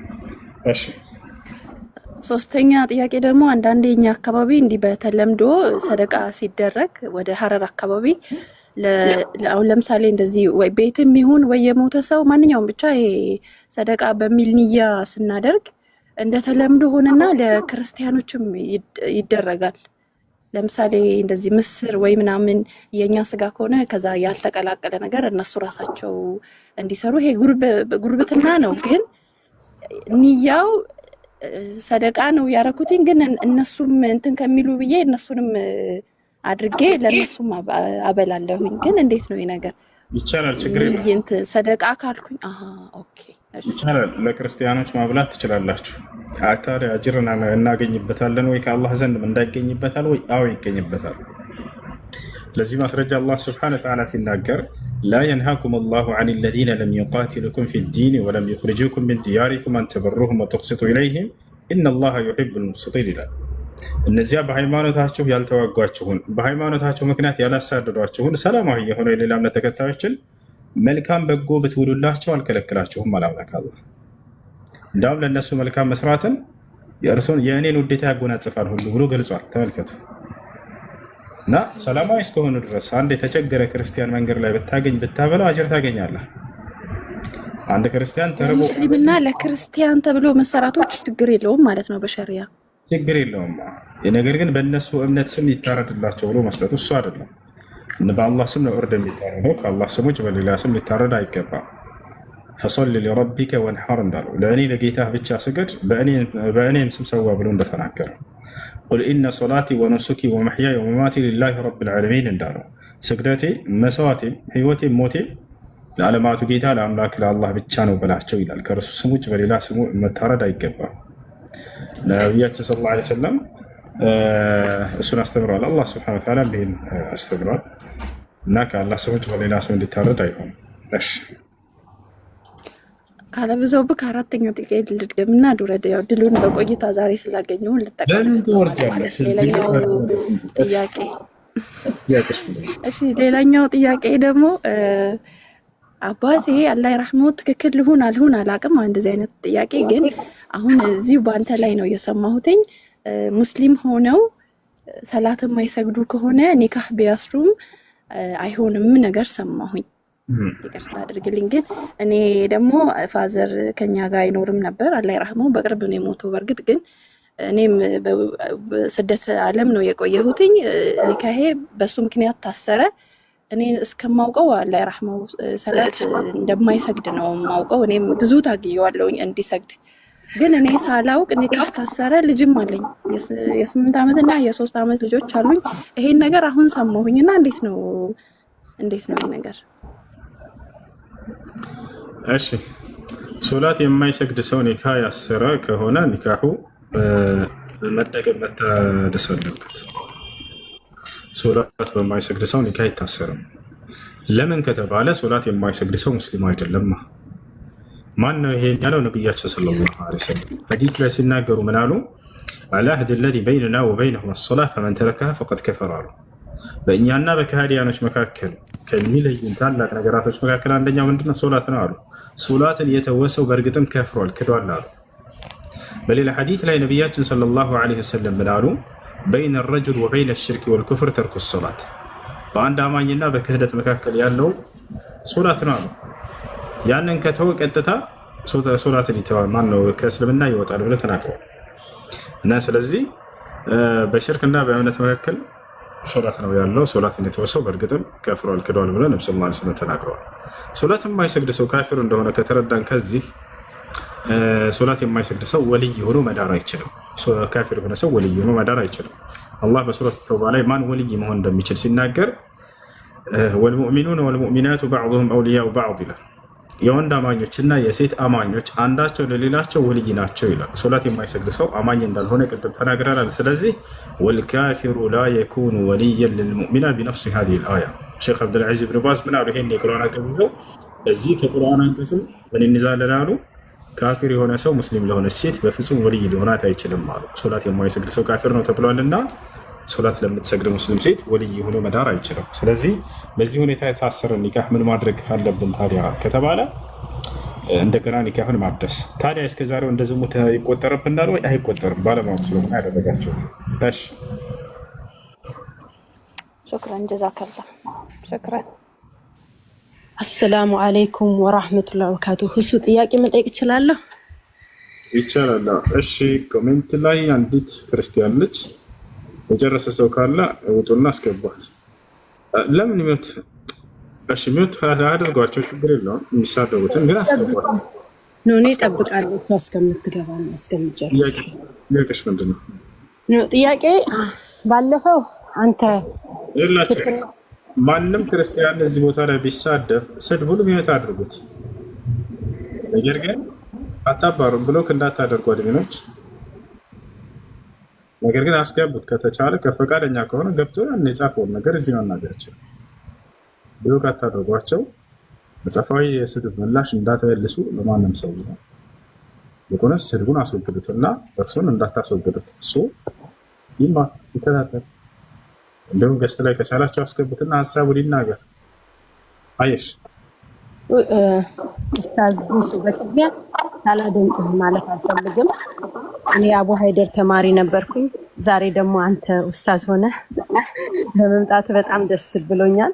ያንግ ጀነሬሽን እንደዚህ አይነት እውቀት ችሎታ ያለው ሰው መምጣቱ ማሻአላህ ተባረከ ብሎናል። በቅድሚያ ሁለተኛ ነገር ጥያቄ ባለፈው አንተ ስትናገር የሰማሁት አንድ ሴት እህት ጠየቀች። ጥያቄው ሰላት ካለፈኝ ቀዳ መስገድ እችላለሁ ወይ ብላ ነበረ።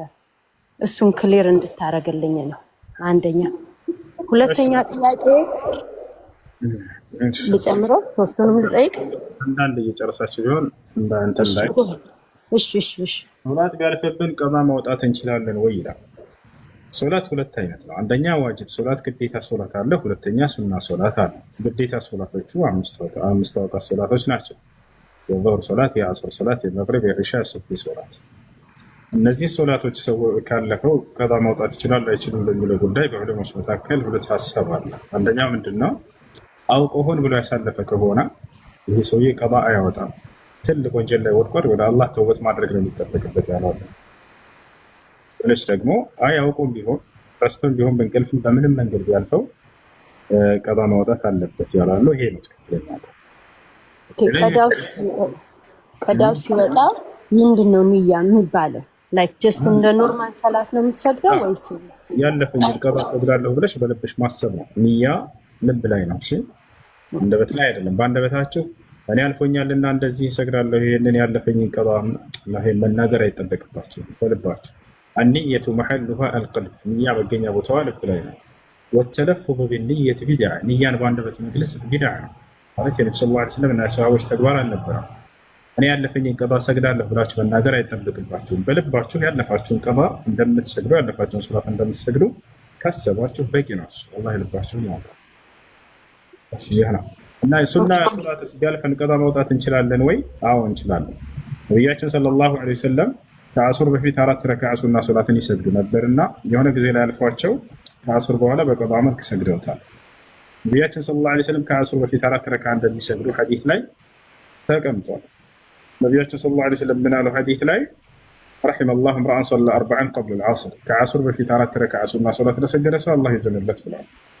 هذا الحديث وإن كان فيه مقال لبعض أهل العلم لكن يعني يعمل بالحديث ضعيف فضائل الأعمال كما قال أهل العلم እና ያ ነው እና ከአሱር በፊት ሲሰግዱ የነበሩ ሱና ሶላት አልፏቸው ከአሱር በኋላ በቀዳ መልክ ሰግደውታል።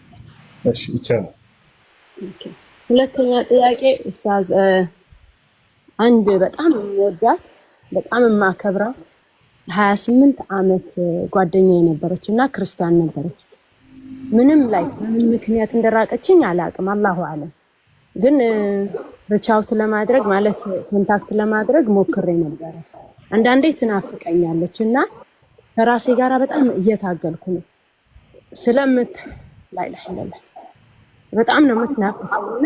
ስለምትናፍቀኝ አላህ ይቀጣኛል።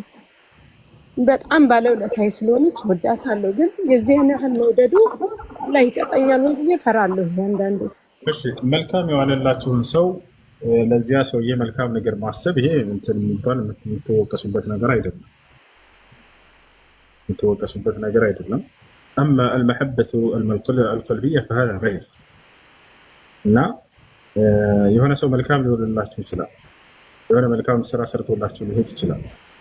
ያን ሰውዬ ለዚያ ሰው መልካም መመኘት እየተመኘ እንድትሰውለት እያላችሁ ሰውየው ቢርቃቸው ነው ሊሸሻችሁ ያ ሰው የዋለላችሁ ተጽዕኖ አሳድሮባችሁ ሄደው መልካም ነገር ስላለ እዚያ ነገር አስታውሳችሁ እንድትንባችሁ ሊወርድ ይችላል፣ ልታረክሱ ትችላላችሁ።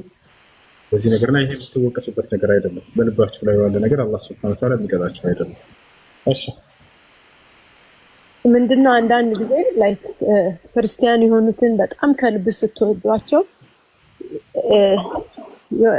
የውመል ቂያማ እነሱ ስባችኋል ስለሚባል በጣም ዱዓ አድርጉ። አይገናኝም። ዱዓ አድርጉልኝ እንድረሳት ለአላህ ብላችሁ በጣም ሶስተኛ ጥያቄ አፍበሉኝ። ሶስተኛ ጥያቄ ኡስታዝ፣ ለምሳሌ ያለፈውን ታሪክህን ለሰዎች ይማሩበታል ብለህ ከሰዎች ጋር ማካፈል በኢስላም እንዴት ይታያል? ይለያል። እሱ ለምሳሌ ሰውየው ባዕድ አምልኮ ላይ ከነበረ ይሄንን እንደ ምሳሌ ቢያነሳው ችግር የለውም። ሌላ ኃጢአት ግን ማንሳት አይቻልም፣ አይፈቀድም። ተውባ አድርጎ የተመለሰ ተውበት አድርጎ ለሌሎች ትምህርት በሚል አንዳንድ ሰዎች ይወጡና የሰሩትን ገመናቸውን ያወራሉ። ይህ ተገቢ አይደለም። ነቢያችን ሰለላሁ ዐለይሂ ወሰለም ሐዲስ ነው ምናሉ ኩሉ ኡመቲ ሙዓፈን ኢላ አልሙጃሂሩን አሉ። የኔ ትውልድ የኔ ኡመቶች ይቅር ይባላሉ፣ ስለ ኃጢአታቸው ይቅር ይባላሉ፣ እንደዚያ ራሳቸውን ኃጢአታቸውን በገሃድ ያጋለጡ ሲቀሩ ብለው ተናገሩ። ነቢያችን ሰለላሁ ዐለይሂ ወሰለም ሰሃቦች ጠየቋቸው፣ ወመን ሙጃሂሩን ያ ረሱላህ፣ ሙጃሂሮች ማለት ምን ማለት ነው አንተ አላህ መልእክተኛ ሲሏቸው፣ ሰውየው ኃጢአትን ሲሰራ ያድራል፣ ማንም አላየውም፣ ከአላህ በስተቀር የሚያውቅበት የለም። ጠዋት ይሄድና ፈየክሽፉ ስተረላህ ዐለይህ፣ አላህ የሰተረውን የደበቀለትን ነገር በገሃድ ይገልጣል ለሰዎች የሰራውን ኃጢአት። ዛሬ ከእንትና ጋር አደርኩ፣ ዛሬ ስጠጣ አደርኩኝ፣ ዛሬ ስሰርቅ አደርኩኝ ብሎ ኃጢአቱን ያወራል። ይሄ ተገቢ አይደለም። ለሰዎች ለትምህርት ቢሆንም እንኳን መስረቅ ኃጢአት መሆኑን አስተምርና አለፍ፣ በቃ አለቀ። እኔ እንዲህ ሳደርግ ነበር ብሎ መናገሩ ተገቢ አይደለም። ምናልባት ባዕድ አምልኮ ላይ የነበሩ ሰዎች ከሆኑ ያንን መንገድ ስህተት መንገድ ላይ በነበር ያንን በጣም አጸያፊ መንገድ እንደነበር ለመግለጽ ነበሩበትን ቢናገሩ ችግር የለም። ግን ይሄ ገመና ሌላ ኃጢአቶችን ነገሩ አይቻልም። በዚህኛው ማስረጃ ሰሃቦች ይናገሩ ስለነበር ነው። ሰሃቦች የነብዩ ሰለላሁ ዐለይሂ ወሰለም ሰሃቦች ኩና ነዕቡዱል ሐጀር ይላሉ፣ እኛ ድንጋይ እናመልክ ነበር ይላሉ። ልክ እንዲሁ እንደዚህ ከወተት ጋር እንትን ይሉ ያያይዙና የጣዖታቸውን ሲያመልኩ ሲጠሯቸው የነበሩ አማልክት ብለው የሚያስቧቸውን የእነሱን ይቀርጻሉ። ከዚያም እንሰራና ጉዞ እንጓዛለን አሉ። ዑመር ኢብኑ አልኸጣብ ነብዩ ሰለላሁ ዐለይሂ ወሰለም ሰሃባ፣ እሱን እንደ ምሳሌ ማንሳት ይቻላል። ዑመር ኢብኑ አልኸጣብ ሁለት መስመሮች አሉት በዚህ በዓይኖቹ ስር ጥቁር ያሉ የሆነ ምልክቶች ማለት ነው። በጣም ጥቁር አይደለም። እና በዚያ ነገር ላይ ሰዎች ጠየቁት፣ ይህ ምን ምልክት ነው ይህ ዑመር ብለው ጠየቁት። ይህ የማለቅስበት ነው አላቸው። በምንድን ነው የምታለቅሰው ብለው ጠየቁት። አላህ እስላምን እንዳው ባይሰጠኝ ኑሮ ከእስልምና በፊት የነበርኩበትን መንገዴን ሳስታውስ በዚያ ላይ በሞትስ ብዬ ያን ሳስታውስ የማለቅስበት ነው። አሁን እንደዚህ ምልክቱ ነው የቀረው አላቸው። አይገርም? ካነ ረጁለን በካን፣ በጣም አልቃሻ ነበር ዑመር። ምን ታደርግ ነበር ተብሎ በተጠየቀ ጊዜ ምን አለ? አማልክቶቻችንን ከበሱ ከቴምር ምናምን በወተት ጋር እንደዚህ ያቦኩና ቀርጸን እንሰራቸው ነበር አለ። ከዚያ እንደን ይዘን ጉዞ ረጅም ጉዞ ስንጓዝ እነዛን ይዘን እየሰገድን ለነሱ እየጠራናቸው ምናምን እንሄዳለን አለ። ልክ መሀል መንገድ ላይ ከራበን እንበላቸዋለን አለ። የጌታ ስጋ በማለት ያንን የአምላክ ስጋ ነው። አስቡት እንግዲህ ያኔ የተሐወል هذا الاكل الى الاله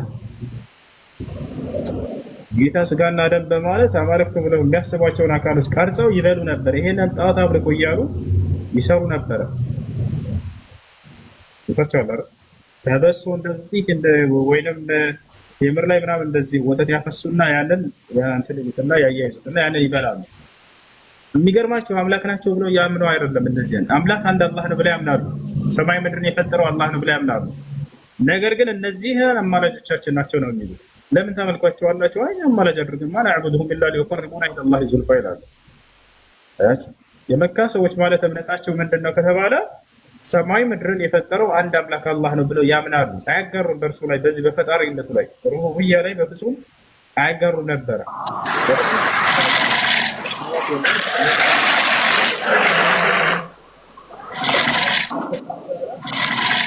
ወለኢን ሰአልተሁም መን ኸለቀ ሰማዋቲ ወልአርድ ለየቁሉነ አላህ አለ። ሰማይና ምድርን ማን የፈጠረው ብለህ ብትጠይቃቸው አላህ ነው ይሉሃል አለ። ተመልከቱ እምነታቸው ምን እንደነበር የመካ ከሃዲያኖች። ምክንያቱም የአብርሃምና የእስማኤል ልጆች ናቸው። ሰማይ ምድርን የፈጠረው አንድ አምላክ ለመሆኑ ምንም ጥርጥር የለባቸውም ነበር። ታዲያ ስህተታቸው ምን ነበረ? እኛ ጻድቅ አይደለንም ይላሉ። ተመልከቱ ከአምላክ ጋር ለመድረስ የሚያደርሰን ማንነት የለንም፣ ደካማ ማንነት ነው ያለን አሉ። ከዚያስ የግዴታ መካከለኛ አማላጆች ያስፈልጉናል አሉ። ከዚያስ መላእክቶችንና ጻድቅ ብለው የሚያስቧቸውን አካሎች ያዙ። ልክ እንደ ዛሬዎቹ እንደ ክርስቲያን ማለት ነው። የመካ ሰዎች የነበሩበት እምነት እንዳውም እነዚህ አምላክ አንድ ነው ብለው ነው የሚያምኑት፣ አንድም ሶስትም አላሉም። ተመልከቱ።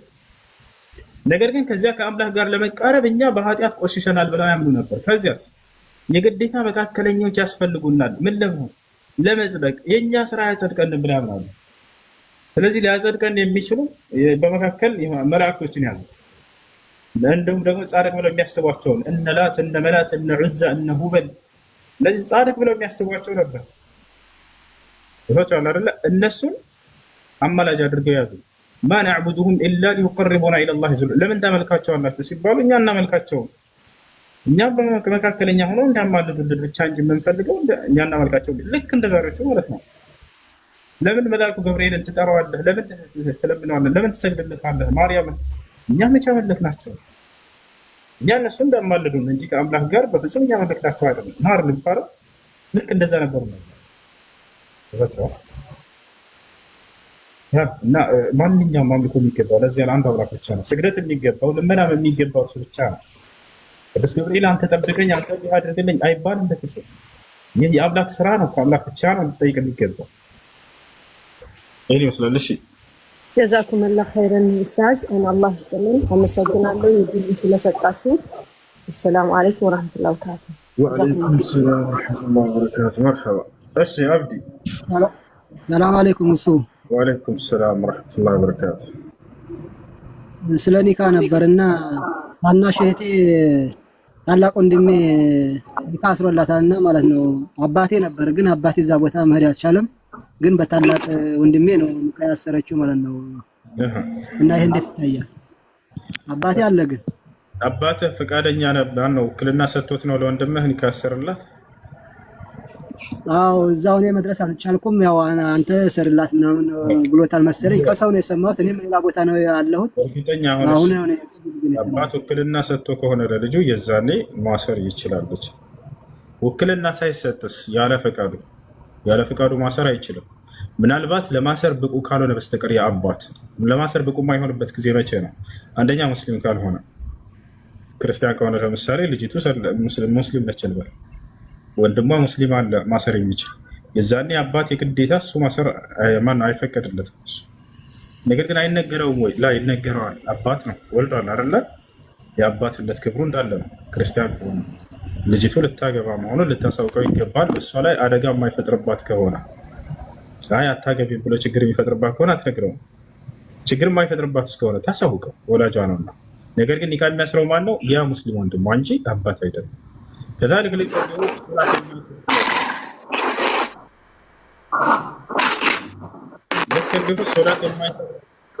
ሶላት የማይሰግድ አባት አሁንም ኒካ ማሰር አይችልም። እሱ ገብታችኋል አይደለ? ሶላት የማይሰግድ አባት ኒካ ማሰር አይችልም። ስለዚህ ሶላት የሚሰግድ ከሆነ ያ ወንድሟ ነው ኒካ የሚያስረው። ገብታችኋል? እና ስለዚህ አባት ለልጁ ውክልና ሰጥቶ ከሆነ ያሰረው ኒካሁ ይጸድቃል። ለልጁ ውክልና ሳይሰጥ ከሆነስ ያለ አባት ፍቃድ አባት ማሰር እየቻለ ወንድም ሆን ብሎ በራሱ ተነስቶ ኒካ ቢያስር የዛኔ አይሆንም። የአባት ነው የመጀመሪያው ፍቃድ ለእርሱ ነው የተሰጠው። አባት ማሰር እያለ እየቻለ ሶላት እየሰገደ በአላህ ላይ የማያጋራ ሆነ እሱ ማሰር እየቻለ ልጅ ተነስቶ መዳር አይችልም ከአባት ውክልና ተሰጥቶት ካልሆነ በስተቀር። እሺ ይሄ ነው። ልጅቱ እንደምታገባ ያውቃል አባቴ። ግን አባቴ ደግሞ እንዳልከው ሶላት አይሰግድም። ታላቅ ወንድሜ ግን ኒካ ያሰረው ሶላቱን ያው ይሰግዳል። እሱ ነው ያሰረላት። ግን እንደምታገባ በቃ እንደሱ ከሆነ ይቻላል። ሶላት የማይሰግድ ከሆነ አባት ያ ሶላት የሚሰግድ ልጅ ተነስቶ ቢያሰር ይቻላል። መራባሽ። ሌላኛው ጥያቄ አሁን ሰው ሲሞት መለቀስ የለበትም እያሉ አንዳንድ ኡስታዞች ሲናገሩ እሰማለሁ። ይሄ እንዴት ይታያል? እሺ ሰው ሲሞት መለቀስ፣ ሰው በሞተ ጊዜ እንባችን ሊወርድ ይችላል ያለ ፈቃዳችን። ማን ነው ያንን አስበንበት ምናምን እንደዚህ ሳይሆን ዝም ብሎ ሰውየው አዝኖ ሊወርድ ይችላል እንባው። በዚህ ይወቀሳል ወይ? አይወቀስም። በዚህ አይወቀስም። ሐታ ነቢያችን ሰለላሁ ዐለይሂ ወሰለም አልቅሰዋል። ገብታችኋል አይደለ? ስለዚህ ለቅሶ ለሁለት ይከፈላል ነው። አውቆ ሆን ብሎ የሚያለቅስ ሰው አለ። ሌሎችን ለማስለቀስ እየገጠመ የሚያለቃቅስ ሰው አለ። ያ እየተወገዘ ነው። ነብዩ ሰለላሁ ዐለይሂ ወሰለም ይሄን ከልክለዋል። ሰውየው ግን የሞተበትን አካል ያንን አዝኖ ልቡ አዝኖ አይኑ ሊያነባ ይችላል። በዚህ አይወቀስም። ለዚህም ነቢያችን ሰለላሁ ዐለይሂ ወሰለም ኢብራሂም የተባለው የመጨረሻ ልጃቸው በሞተ ጊዜ ለማ ማተ ኢብራሂም በከ ነብዩ ሰለላሁ ዐለይሂ ወሰለም ነቢያችን ሰለላሁ ዐለይሂ ወሰለም አለቀሱ። ሰሃቦች አያቸውና ደነገጡ። አተብኪ አንተ ባዕድ ያ ረሱለላህ፣ እንደ አንተ አላህ መልእክተኛ ረሱል የሚያለቅሳሉ ማለት ነው አሏቸው። ቃለ ነብዩ ሰለላሁ ዐለይሂ ወሰለም ምን ብለው መለሱ? ኢነል ቀልበ ለየሕዘን ወኢነል ዐይነ ለየድመዕ ወኢና ዐላ ፊራቅ ኢብራሂም ለመሕዙኑን አሉ። ልብ ታዝናለች፣ አይን ታነባለች። ልጄ ኢብራሂም ስለተለየኝ አዝኛለሁኝ አሉ። አያቸው አይደለ? ስለዚህ ሰውየው ልቡ አዝኖ አይኑ ቢያነባ በዚህ የሚወቀስበት ነገር አይደለም። ሐታ ነቢያቶች አልተረፉም። ከዚህ ነቢያቶች ሁሉ አልቅሰዋል። ያ ነው። ነገር ግን ሁለተኛው አለቃቀስ ምንድነው? ሰዎችን ለማስለቀስ እየተገጠመ የሚለቀስ አለ። ሆን ብሎ ምንም ያ ነገር እንትን ሳይለው የሚያለቃቅስ ሰው አለ።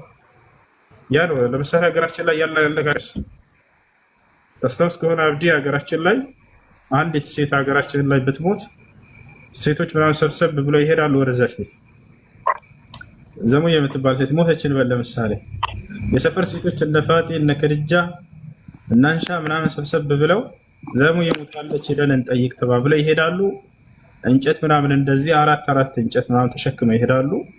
ኖርማል ወሬ እያወሩ እንዴት ነሽ ዛሬ ስራ እንዴት ነበር ምናምን የት ነበር ወፍጮ ቤት ሂጅ ኖርማል እያወሩ ይሄዱና ልክ ሟቿ ቤት ምናምን አካባቢ ሲደርሱ እንባቸው ከየት እንደሚበጣ አላሁ አዕለም፣ አላህ ነው የሚያውቀው።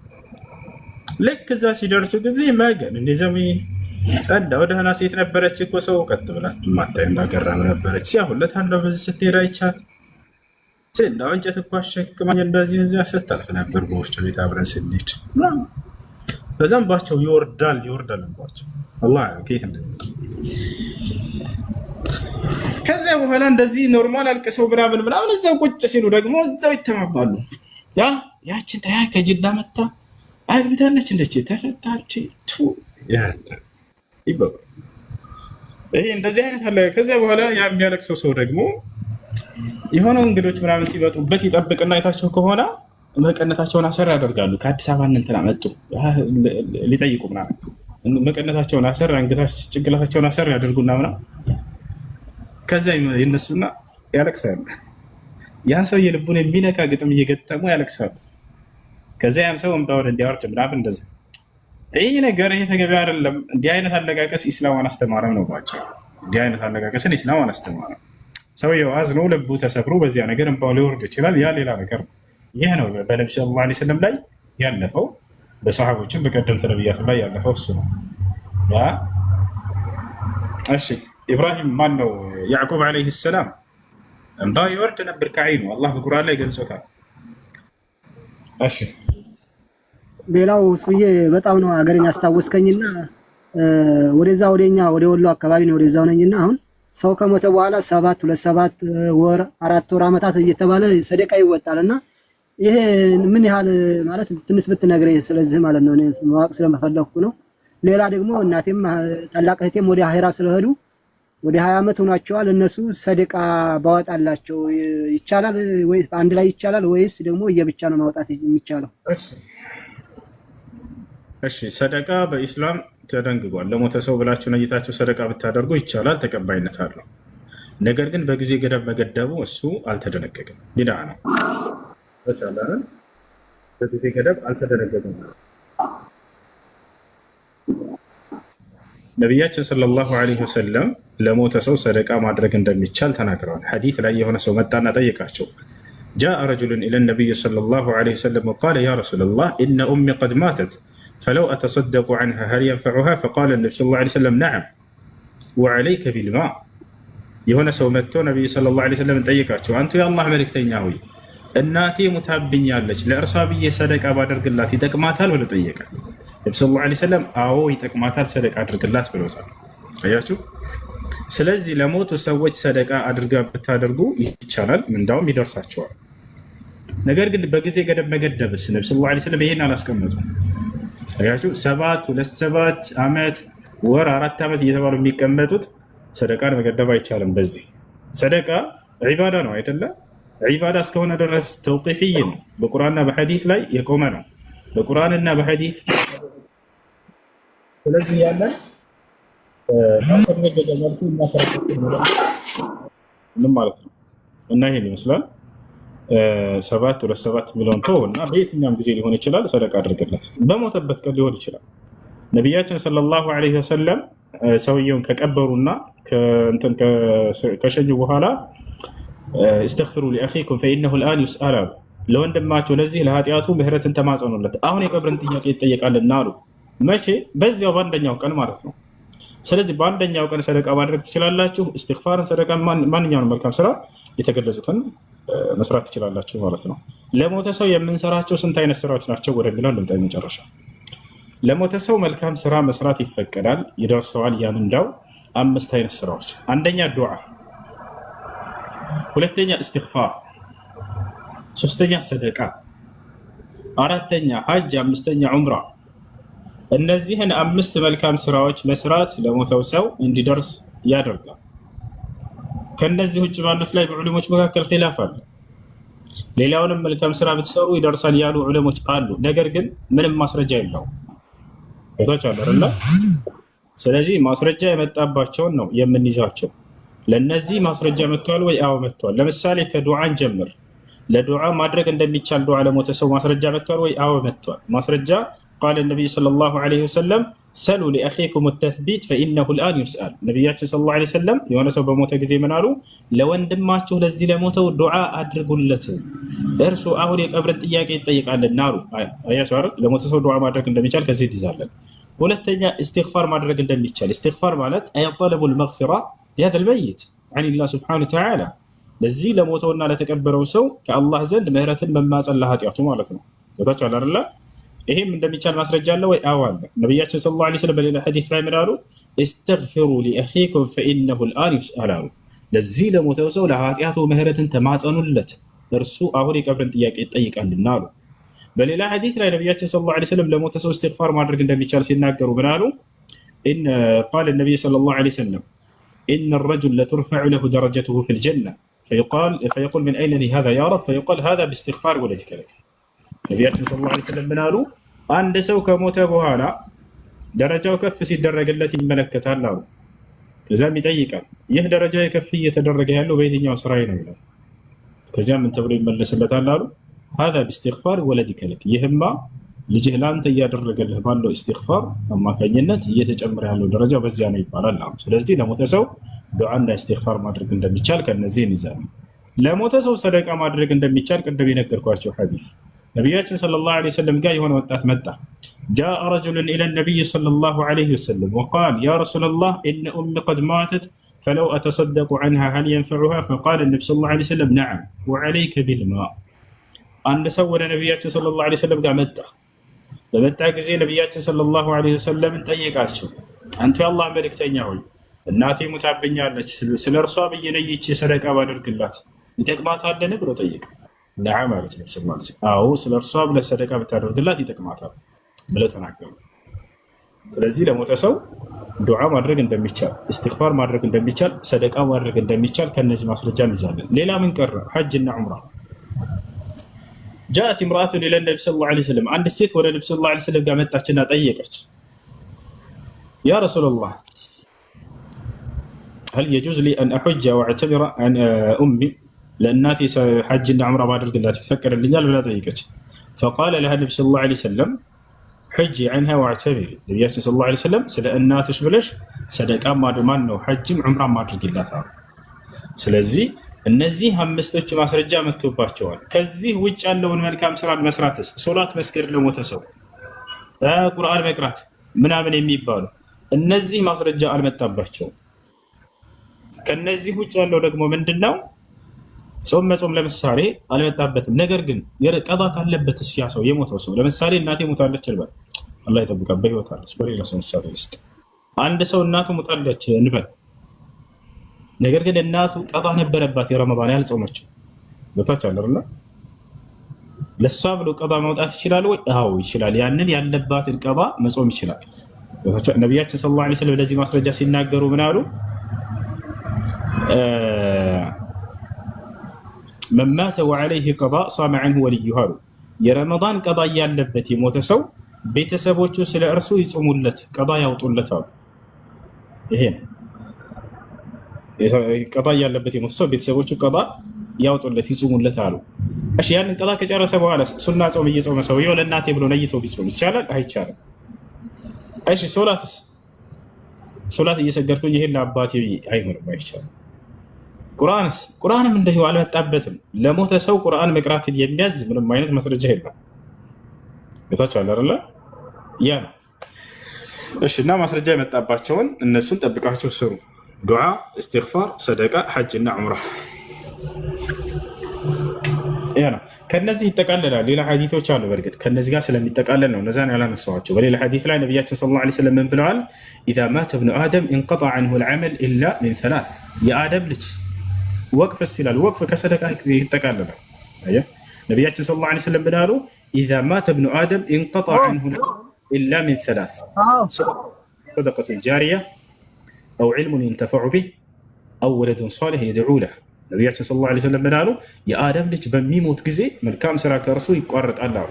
የመልካም ስራው ምንዳ ይቋረጣል ከሶስት ነገር ብቻ ሲቀር አሉ። አንደኛ ዒልሙን ዩንተፈዑ ቢህ፣ ለሰዎች የሚጠቀሙበትን እውቀት አስተላልፎ ሂዶ ከሆነ አሉ። አቅርተህ ሂደህ ከሆነ ያ ያቀራኸው ልጅ በቀራህ ቁጥር ለአንተ አጅር ይመጣልሃል። አስተምረህ ሂደህ ከሆነ እነዚያ ያስተማርካቸው ሰዎች በሰሩ ቁጥር በአንተ ትምህርት አማካኝነት ምንዳው ይመጣልሃል። ለዚህ ነው ነቢያችን ሰለላሁ ዐለይሂ ወሰለም አላህ ምን ይላቸዋል? ወኢነ ለከ ለአጅረን ገይረ መምኑን፣ ሙሐመድ ሆይ ለአንተ እኮ የማይቋረጥ ምንዳ አለለህ እስከ ትንሣኤ ቀን ድረስ ይላቸዋል። ይሄን ትውልድ አስተምረው ሂደዋልና ይህ ትውልድ መልካም ስራን በሰራ ቁጥር ለእርሳቸው ይሄዳል ምንዳ። ያሰላም የማይቋረጥ ምንዳ አዘባችሁታል። ወኢነ ለከ ለአጅረን ገይረ፣ ለአንተ የማይቋረጥ ምንዳ እኮ ነው ያለልህ ብሏቸዋል። ትውልዱን አስተምረው ሄደዋል። ይህ ትውልድ የእርሳቸውን ትምህርት ቀስሞ ለአምላክ በተገዛ ቁጥር ለእርሳቸው ምንዳ ይሄድላቸዋል። ለዚህ ነው ከሁሉም ነቢያት በላይ ትልቅ ደረጃ የሚኖራቸውም አንደኛውም ምክንያት ይሄ ነው። ሁሉም ነቢይ ያስተማረውን ትውልድ ያ መልካም ስራ በሰራ ቁጥር ምንዳው ይሄዳለታል፣ እርሱ አስተምሮታልና። እስከ ዘመኑ ፍጻሜ ድረስ የተላከው ብቸኛው ነቢይ ማን ነው? ነቢ ሰለላሁ ዐለይሂ ወሰለም ናቸው። ለዘመኑ ፍጻሜ የሌለው ነቢይ እርሳቸው ናቸው። ለመንግስታቸው ስፋት የሌለው እርሳቸው ናቸው። ዓለምን የገዛ ብቸኛ ነቢይ እርሳቸው ናቸው። ለእስከ ዓለም ፍጻሜ ድረስ የተላኩት እርሳቸው ናቸው።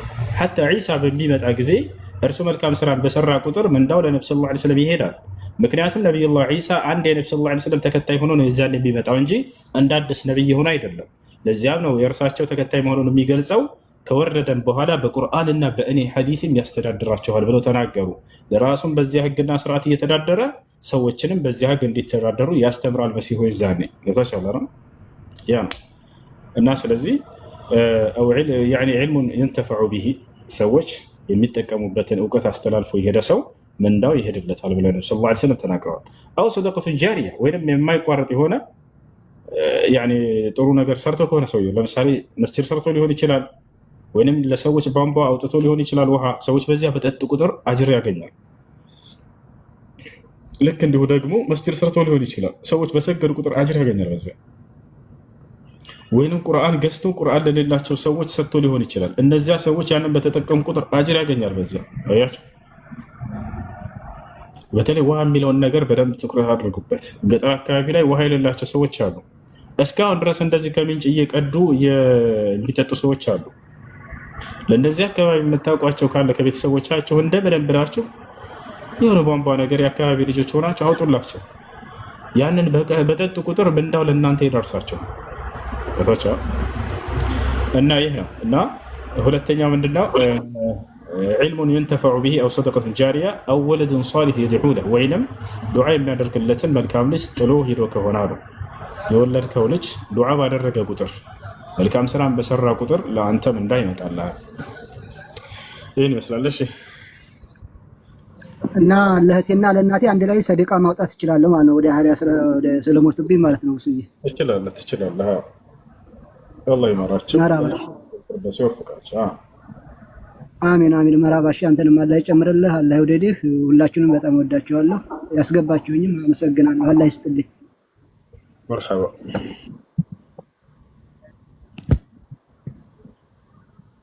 እሺ ከላይ ያላችሁ ልጆች ጥያቄ አላችሁ? አሰላሙ አለይኩም ሁሱ። ወአለይኩም ሰላም ወራህመቱላሂ ወበረካቱ። እንዴት ነህ ወንድሜ? ሰላም ነህ? ደህና ነኝ አልሐምዱሊላህ። አልሐምዱሊላህ ማሻአላህ ተባረከላህ። እኔ በጣም ወዳለሁ ወንድሜ፣ እድሜ ያስረዝምልን። ጥያቄ አለኝ ሁሱ። እሺ ጥያቄው ምንድን ነው? ጥያቄ ምን መሰለህ፣ እኔ እናቴ አባቴ ከኔ በፊት ልጆች የለውም ከእንጀራ እናቴ ማለት ነው። ከዛ በሶስት ቀን ለእንጀራ እናቴ ተሰጠውኝ። ከዛም በኋላ አብረን እየኖርን እሷን እቺ ያሳደገችኝ አረብ ሀገር ነበርኩኝ። ብር ወደ ሀገር ልኬ ያ ብር እንትን በሉብኝ። ከዛ አጋጣሚ እኔ ስገባ በዛ ብር ላይ ከእንጀራ እናቴ ጋር ተጣልተን ነበረ። እኔ ከዛ በቃ ተለያየን። እናቴ ቤት ገባሁኝ። እንደዛው እያለን አልታረቅንም። ከዛ አጋጣሚ እሷ ታመመች፣ እኔ ደግሞ ከቤተሰብም ተለያየን፣ ሌላ ቦታ ሄድኩኝ። እንደዛው እያለን ታመመችና ሞተች።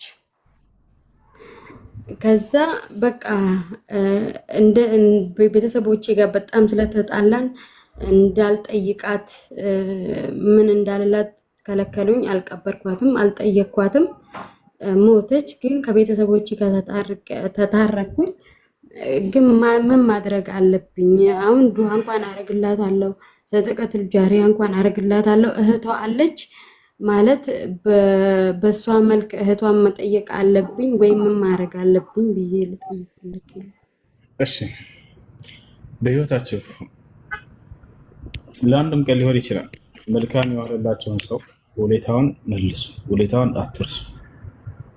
ውለታን መመለስ የሙስሊም ባህሪ ነው። የነብዩ ሰለላሁ ዐለይሂ ወሰለም ትእዛዝ ነው። የነብዩ ሰለላሁ ዐለይሂ ወሰለም ተግባር ነው። ነቢያችን ሰለላሁ ዐለይሂ ወሰለም ሐዲስ ላይ ምን አሉ? መን ሰነዐ ኢለይኩም ማዕሩፈን ፈካፊኡ ፈኢን ለም ተጅዱ ማ ቱካፊኡነሁ ፈድዑ ለሁ ቢልኸይር አሉ። መልካም የዋለላችሁን ሰው እናንተም ለእርሱ መልካም በመዋል ካሱት አሉ።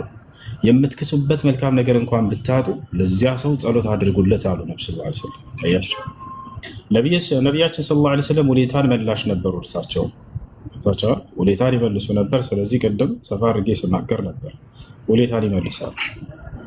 እና ስለዚህ ይቺ ሴት የሆነ ጊዜ ላይ ውለታ ውላልሻለች፣ የሆነ ጊዜ ላይ ደግሞ ሳትግባቡ ቀርታችሁ ተጣልታችሁ ሊሆን ይችላል። ያን የዋለችውን ውለታ አትርሱት። መጥፎ ስላደረጉባቸው ሰዎች ያን የነበራቸውን መልካም ጎናቸውን አታጥፉት። በዚያ እንዳውም መጥፎውን እርሱትና መልካሙን ያዙላቸው። ስለዚህ ለዚህ ሴት ዱዓ ማድረግ ትችላለሽ፣ እስትግፋር ሰደቃ ማድረግ ትችላለሽ፣ መልካም ስራ መስራት ትችላለሽ። ቅድም የተገለጹትን የእሷን ቤተሰቦችና አክስቷን እህቷን መቀጠል በዚያ እችላለሁ እንጂ? አዎ ይቻላል። ነቢያችን ሰለላሁ ዐለይሂ ወሰለም ሚስታቸው ኸዲጃ ከሞተች በኋላ የኸዲጃን ቤተሰቦች ወይም ጓደኞቿን በመልካም ነገር ያስታውሷቸው ነበር፣ አይረሷቸውም ነበር።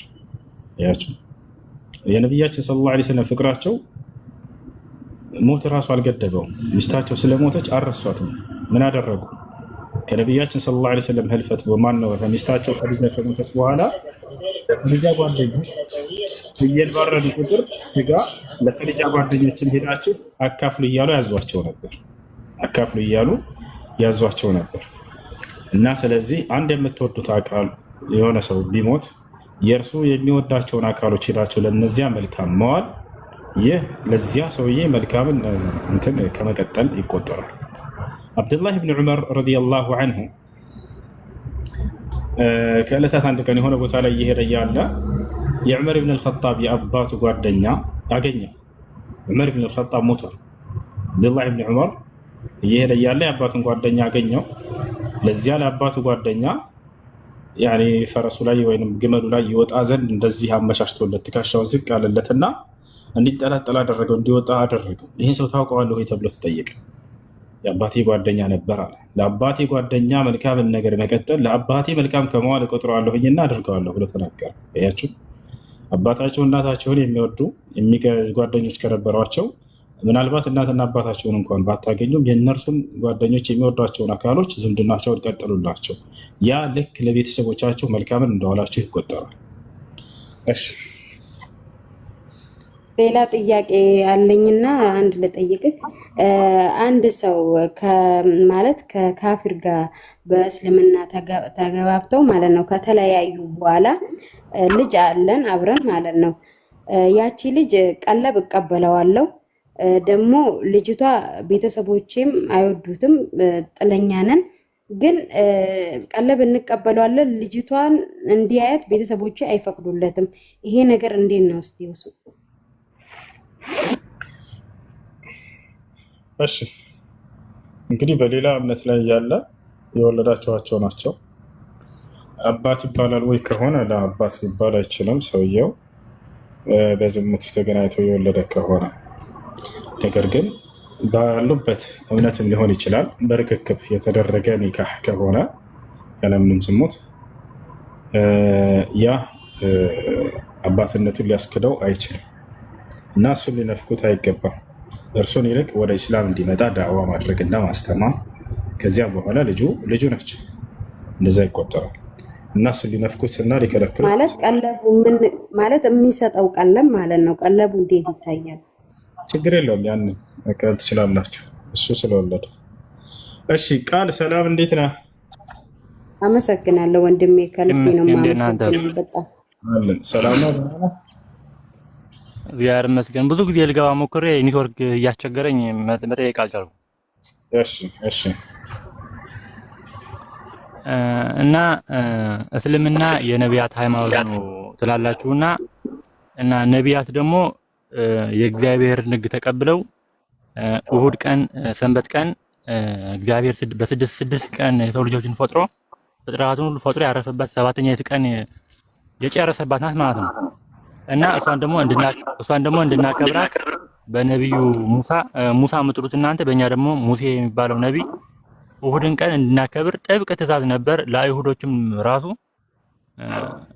በእሁድ ቀን ሲሰራ የተገኘ ራሱ ይገደል ነበር። ይሄን ያህል ራሱ እሁድ ቀን ክቡር ነበር። እና በእናንተ ዛሬ የነቢያት ሃይማኖት ከሆነ እንዴት የነቢያት አምላክን ያዘዘው ትእዛዝ እንዴት ትታችሁ እንዴት ጁምዓን አርብን ተከብራላችሁ? ይሄን መልስልኝና ሌላ ጥያቄ እጠይቅሃለሁ። በጣም ጥሩ ጥያቄ። ይሄን ነቢያችን ሰለላሁ ዐለይሂ ወሰለም ናቸው የመለሱት። በእርሳቸው የመለሱትን ሐዲስ ነገረህ ቡኻሪ እና ሙስሊም ላይ ይገኛል። አምላክ አላህ ሱብሓነሁ አየህ በነቢያት መንገድ ላይ ለመሆናቸው እንደውም አሁን ያነሳው ሀሳብ ያ ነው። ነቢያችን ሰለላሁ ዐለይሂ ወሰለም ምን አሉ? ለሙሳና ለህዝቦቹ አላህ አሁን ያልከውን ቀን ሰንበት እሁድን ቀን ሰጥቷቸዋል አሉ። እሁድን ቀን ለሙሳና ለህዝቦቹ ሰጣቸው። ከሳምንታዊ ቀናቶች ይበልጥ ለየት ባለ መልኩ አምልኮ እንዲፈጽሙበት ነው። ገብታችኋል አይደል? ከምድራዊ ስራዎች ርቀው ስለ ቀጣዩ ዓለም እንዲያስቡና በዚች ቀን ይበልጥ መልካም ስራን እንዲሰሩ፣ ከዚያ የሚቀጥለውን ቅዳሜን ቀን ደግሞ ለመሲሁና ለተከታዮች ሰጣቸዋል። ልክ እንዲሁ ደግሞ ጁምዓን ቀን ለእኔና ለተከታዮች ሰጠናል። ለቀደምት ነቢያት ተሰጥተው እንደነበር ነቢዩ ሙሐመድ ሰለላሁ ዐለይሂ ወሰለም አጽድቀዋቸዋል። የእሁድ ቀን ለሙሴና ለህዝቦቹ የተሰጠ ቀን አሉ። ለመሲሁና ለህዝቦቹ ደግሞ ቅዳሜ ቀን ተሰጠ፣ ቀጣዩ ቀን አሉ።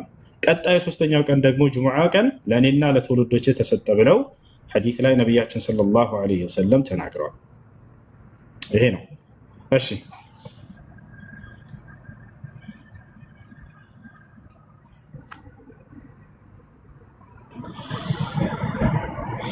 ቃል ይሰማል? ኔትወርክ እያስቸገረኝ ስለሆነ ነው እሱ። እሺ ችግር የለውም እየሰማሁ ነው። እና ያ ነው እና እነዚህ ቀናቶች ለቀደምት ነቢያት ተሰጥተው እንደነበር ነብዩ ሰለላሁ ዐለይሂ ወሰለም ሐዲስ ላይ አጽድቀዋቸዋል። አይሰማም? ይሰማል። ይሰማል።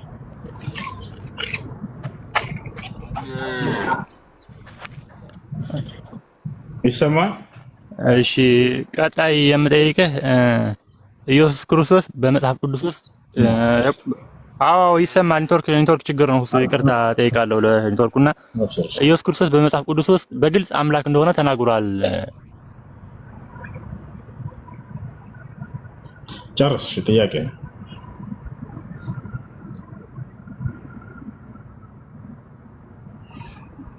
ጥያቄን ጨርስ።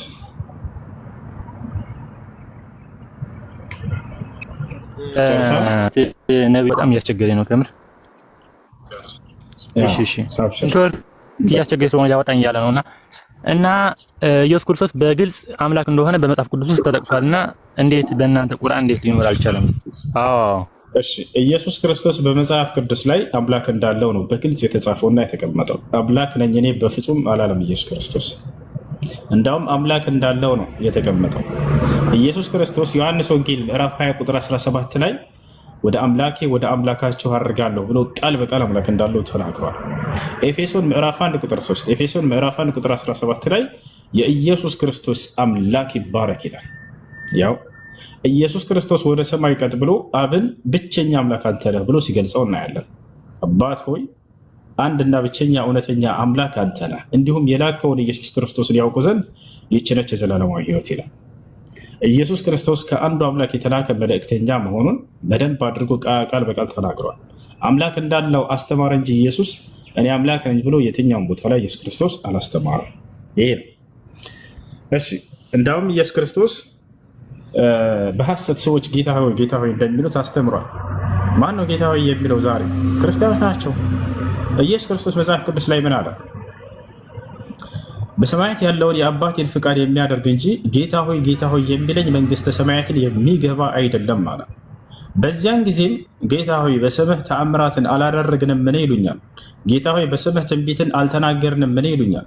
ጌታ ሆይ በስምህ አጋንንትን አላስወጣንም ምን ይሉኛል? እኔም እላችኋለሁኝ አለ እናንተ አመፀኞች አላውቃችሁም፣ ከፊቴ እራቁ ብዬ መሰክርባችኋለሁኝ አለ። አይገርምም? የሚሆነው የትንሣኤ ቀን ነው። በዚያን ጊዜም እያለ ይነግራቸዋል። ዳግም በሚመጣ ጊዜ መሲሁ እንግዲህ በትንሣኤ ቀን አላህ ስብሐነሁ ወተዓላ ወየውም አልቅያመት የኩኑ ዐለይሂም ሸሂዳ ብሎናል። የትንሣኤ ቀን በእነርሱም ላይ ይመሰክርባቸዋል አለ። ቃል በቃል እዚህም ላይ ኢየሱስ ክርስቶስ እኔ የምመሰክርባቸዋለሁኝ አለ። ምንድነው የሚመሰክርባቸው? ጌታ ሆይ እያሉ በእርሱ ስም የሚነግዱ ሰዎችን ያው በእኔ ስም አጋንንት እናስወጣለን እያሉ የሚነሱ ሰዎች አሉ አለ። ማን ይሄን የሚያደርገው? ክርስቲያኖች ናቸው። ኢየሱስ ክርስቶስ አጋንንትን የሚያስወጣው በምን ነበር ከተባለ በአምላኩ ስም ነበር። ኢየሱስ ክርስቶስ ምን ይላል? በእግዚአብሔር መንፈስ አጋንንትን አስወጣለሁኝ፣ በእግዚአብሔር ጣት አጋንንትን አስወጣለሁ እያለ ይናገራል። ለማንኛውም እርሱን እዚህ ቦታ ላይ ጌታ ሲባል ጊዜ መለኮታዊ ጌትነት ስላጎናጸፉት አካሎች ነው እንጂ የስልጣን ጌትነት እነ ሙሴ እነ አብርሃም ሌሎችም ጌታ የተባሉ አሉ። ነገር ግን ከዚያ ከአንዱ አምላክ ጋር አስተካክለው እርሱን ጌታ ስለሚሉት ሰዎች እየተናገረ ነው። ይሄ ነው ኢየሱስ ክርስቶስ ቃል በቃል በመጽሐፍ ቅዱስ ላይ አምላክ እንዳለው አስተማረ እንጂ እኔ አምላክ ነኝ ብሎ አላስተማረም ቃል። እሺ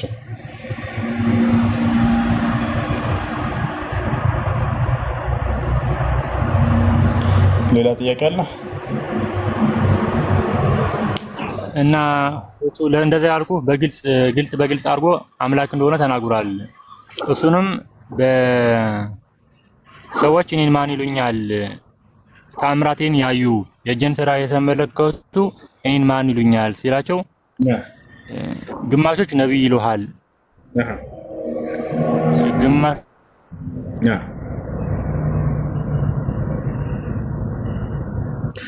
የሕያው የእግዚአብሔር ልጅ ነህ የሚለውን ለማንሳት ፈልገ ነው። አይሁዶች እንዳለ የሕያው የእግዚአብሔር ልጆች ተብሏል ብሎ ሲመሰክር የእግዚአብሔር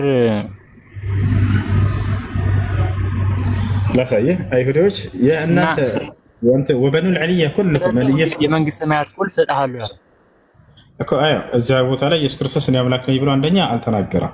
እና እንዴት ምንድነው የሚለው? የሕያው የእግዚአብሔር ልጅ መባሉ ከሆነ አምላክ ሊያደርገው ይችላል ያልከው፣ አንደኛ የእግዚአብሔር ልጅ ተባለ እንጂ እግዚአብሔር ነው አላለም። እንደው እሱን እንኳን ብንወስደው፣ ሲቀጥል አይሁዶች እንዳለ የሕያው የእግዚአብሔር ልጆች ተብለዋል። ልክ ኢየሱስ ክርስቶስ የሕያው የእግዚአብሔር ልጅ እንደተባለ የሕያው የእግዚአብሔር ልጆች ተብለዋል። ሆሴ ላይ ላሳየህ። ሆሴ ምዕራፍ 10 ምዕራፍ 2 ይቅርታ፣ ምዕራፍ 2 ሆሴ ላይ ምን ይላል? የእስራኤል ልጆች ቁጥር እንደማይሰፈርና እንደማይቆጠር እንደ ባህር አሸዋ ይሆናል። እንዲህም ይሆናል አለ። ስለ እስራኤል ልጆች እየተናገረ ነው። እንዲህም ይሆናል እናንተ ሕዝቤ አይደላችሁም ተብሎ በተነገረበት በዚያ ስፍራ የህያው አምላክ ልጆች ይባላሉ። ኢየሱስ ክርስቶስ ምን ተብሏል ነው የሚሉና የህያው አምላክ ልጅ ተብሏል። ስለዚህ አምላክ ነው ይሉናል። ያው እስራኤሎች እንዳለ የህያው የአምላክ ልጆች ተብለዋል። እስራኤላውያን የአምላክ አያደርገውም። እሺ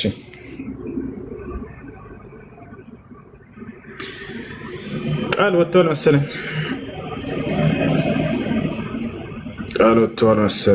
ቃል ወጥቷል መሰለኝ። እኔና አብ አንድ ነን ይላል።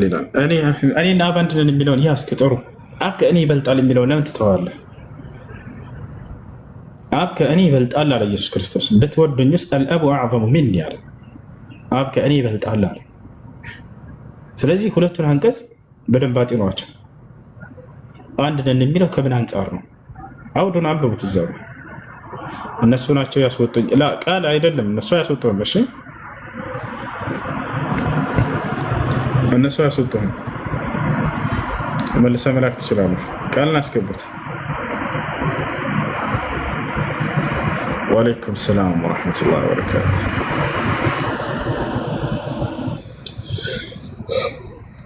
እሺ تعالوا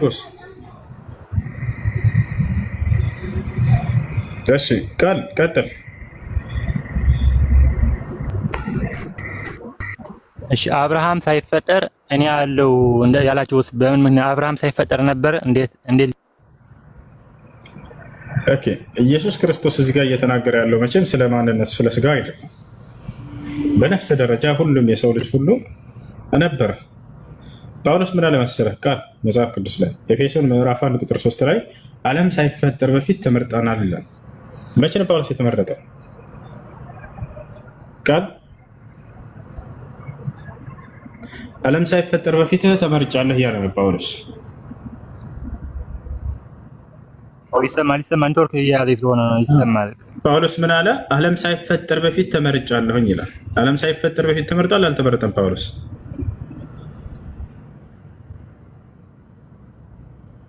አየህ። ስለዚህ ኢየሱስ ክርስቶስ ከመቼ ጀምሮ ነው የተገኘው ከተባለ ከድንግል ማርያም በኋላ ነው። እነሆ ትጸንሻለሽ፣ ወንድ ልጅንም ትወልጃለሽ፣ ስሙንም ኢየሱስ ትይዋለሽ። አየህ፣ ሕይወትንም ራሱ ተሰጥቶ ነው ከጊዜ በኋላ። አብ በራሱ ሕይወት እንዳለው ሁሉ ወልድም ሕይወት ይኖረው ዘንድ ሰጠው ይላል። ስጋንና ሕይወትን ልክ እንደኔ እንዳንተ ከድንግል ማርያም የተቀበለ ነው፣ ከእርሷ በኋላ የተገኘ ነው። ቶታል ከአምላኩ የተሰጠው ነው። ያ ነው። ስለዚህ እየተናገረ ያለው ኢየሱስ ክርስቶስ ቀድሞ በነቢያት በኩል የታወቀ መሆኑን ከአምላክ ዘንድ እሱን እየገለጸ ነው። አብርሃም ቀኔን ያይ ዘንድ ሐሴት አደረገ ይላል። ስለ ቀኑ ማየት እንጂ ስለ እርሱ ስለ ማንነቱ አይደለም። ወደፊት ኢየሱስ እንደሚመጣ አብርሃም እንዲሁም ቀደምት ነቢያቶች ያውቁ ነበር። ያን ነው እየገለጸ ያለው። አብርሃም ሳይኖር በፊት ያለሁ የሚለው በእውቀት ደረጃ እንጂ በማንነት ደረጃ አይደለም። ያ ነው እና ስለ ካዱት እነዚህ ሰዎች እና አብርሃም ያውቁት እንደነበር እንደተመረጠ ከአምላክ ዘንድ በቀድሞ ቃል እንደተገባላቸው ለነቢያቶች እየገለጸ ነው። በተስፋ ደረጃ ነበረ። የሐዋርያት ሥራ ምዕራፍ 13 ቁጥር 23 ላይ ከዚህም ሰው ዘር እንደ ተስፋው ቃል እግዚአብሔር ለእስራኤል መድኃኒትን ኢየሱስን አመጣ ይላል። በተስፋ ደረጃ የነበረ ነው ኢየሱስ ክርስቶስ። በተስፋ ደረጃ ቃል ተገብቶ ነበር ለነቢያቶች። ያን ነው እየተናገረ ያለው እንጂ በማንነቱ ደረጃ ነበረ እያለ አይደለም። ማንነቱ ከማርያም በኋላ እንደተገኘ ሁላችንም የምናውቀው ነው። መጽሐፍ ቅዱስ የሚመሰክረው ነገር ነው። እሺ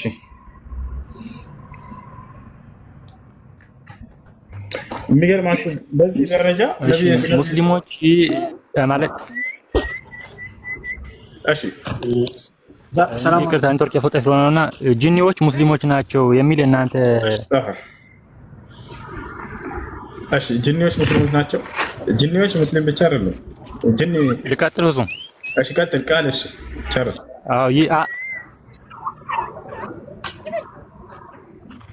እሺ ይባላልና ጂኒዎች ምንድን ተፈጥሯቸው ከሰይጣን ነው ወይስ የራሳቸው ተፈጥሮ አላቸው? ግልጽ እንድታደርግልኝ ፈልጌ ነው። በጣም ጥሩ። ጂኒዎች የራሳቸው ተፈጥሮ አላቸው። ጂኒዎች የራሳቸው ተፈጥሮ አላቸው። ከምን ተፈጠሩ? ከእሳት። ማስረጃ አላህ ሱብሓነሁ ወተዓላ ወልጃነ ኸለቅናሁ ሚን ቀብሉ ሚን ናሪ ሰሙም ይላል። ጅንንም ከእርሱ በፊት አለ። ከማን በፊት? ከአደም በፊት ከተቀጣጣይ እሳት ፈጠርኩት እያለ ይናገራል። አየህ ከምንድን ነው የተፈጠሩ ጅኖች? ከእሳት ነው። ባህሪያቸውስ ምንድን ነው ከተባለ ልክ እንደኛ ነፃ ምርጫ ፈቃድ የተሰጣቸው ናቸው። ልክ እንደኛ ነፃ ምርጫ ፈቃድ የተሰጣቸው ናቸው። ያ ማለት የማመፅም የመታዘዝም እድል አላቸው ማለት ነው። ልክ እኔ እናንተ የማመፅም የመታዘዝም እድል እንዳለ አምላክ በነቢያት በኩል መልእክትን በላከ ቁጥር ያ መልእክት እንዲደርሳቸው ያደርጋል። ይታላል አይደል?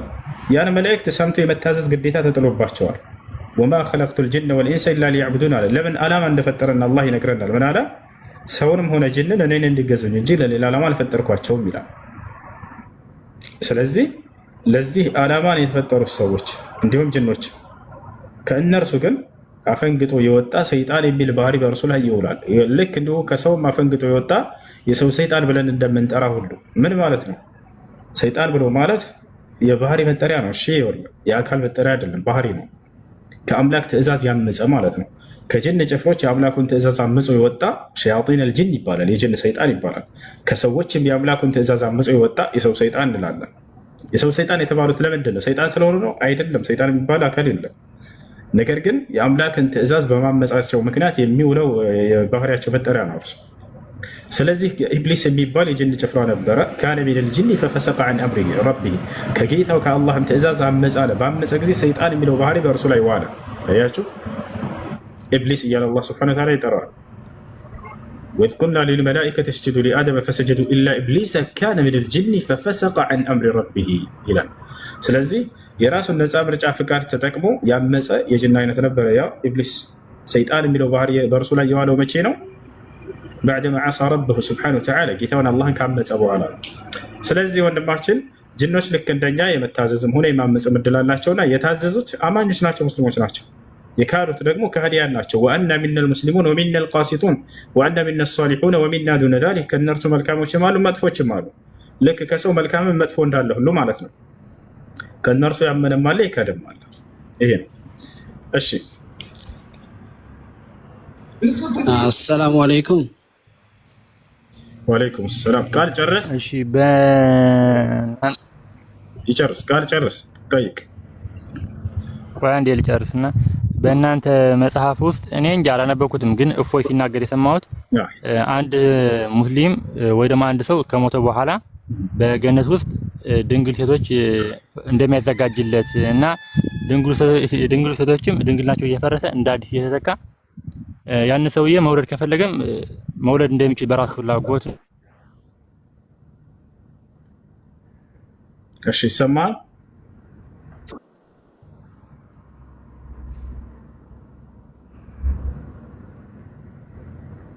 ይሰማል?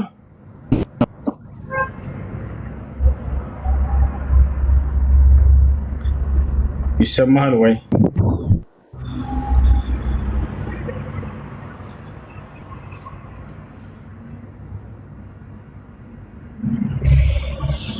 እሺ፣ ቃል አለ?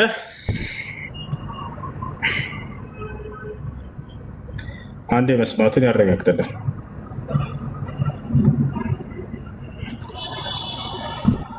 አለ ቃል ኪንቶርክ ያዘ ነው። ሰማሃለው። ቀጥል። በጣም ጥሩ። እንግዲህ ምን ብሏቸዋል ይሄ ሰውዬ? ሙስሊሞች በጀነት ከሄዳቸው በኋላ 72 ድንግሎችን ታገባላቸው ብሏቸዋል። 72 ሁረል ዐይኖች። ቀጣፊ ውሸታ። እዚህ ነው ይሄ ሰውዬ እዚህ ቢመጣ ውርደቱን ተከናንቦ ይሄዳል እምላቸው የነበረው ለዚህ ነው። ለማንኛውም ላሳያቸው። እስከዛሬ ሲቀጥፉበት የነበረ ሐዲስ 72 ድንግል 72 ሁረል ዐይን ያገባል ማንኛውም የሚነግሯቸውን አሁን ላሳያቸው። ሐዲሱን ላውጣና ላሳያቸው። ወላሂ ضعيف ሐዲስ ነው። የውሸት ሐዲስ እየሰበሰበ እየለቃቀመ ያወራቸዋል። ገብታችኋል አይደለ? ያ ነው ቤተን ዘግተህ በተዋራ ከሙስሊሞች ፊትናና አውራው ያን ሐዲስ ደፍሮ ከሙስሊሞች ቤት ከመጣ ሰውዬ ወላሂ ላዝ ሞትና ትንሣኤ ነው የሚሆነው። ተደብቆ ደግሞ ይሰማል ብያቸዋለሁ። ወረበል ከዕባ አላህ ምስክሬን ይሰማል። አሁን እየሰማህ ነው፣ እየተማርከም ሊሆን ይችላል ተደብቀ። ለማንኛውም ይህን ሐዲስ ላወጣልህ ነው። ይሄ የውሸት ሐዲስ ስማ። እሺ፣ የት ጋር እናገኘዋለን? ሱነን ኢብኑ ማጃህ 4337 ላይ እናገኘዋለን። አንዴ ላውጣላችሁ። ሱነን ኢብኑ ማጃህ 4337 4337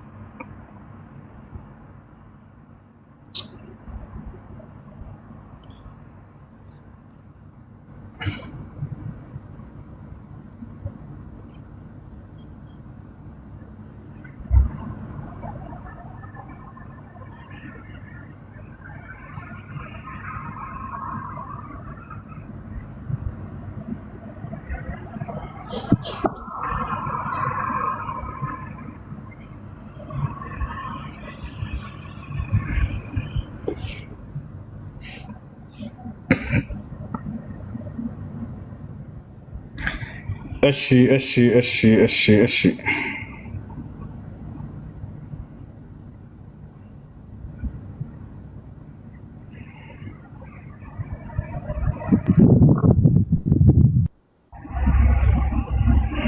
ኑ ያውና እዚህ ጋር ሐዲሱን ላሳያችሁ።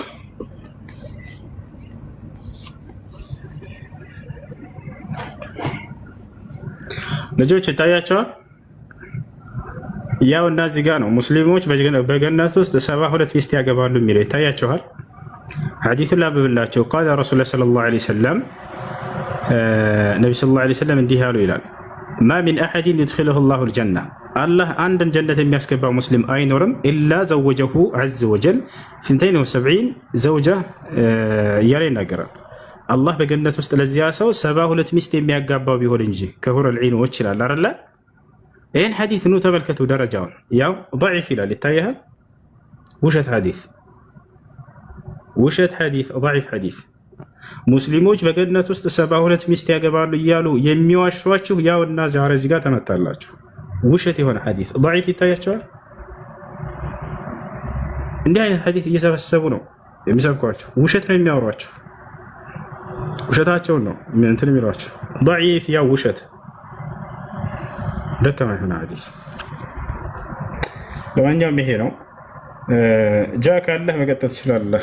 መግሪብ እየደረሰ ነው። እዚህ ጋር አንዴ ውዱ ምናምን እስካደርግ ድረስ ጃ አለ። እሺ ግልጽ አድርግልኛ። ማግባት አይችልም? የለም እንደዚህ 73 የሚባል ነገር የለም። ውሸት ነው። አንዴ እቀጥላለሁ። ይመጣሁኝ ልጆች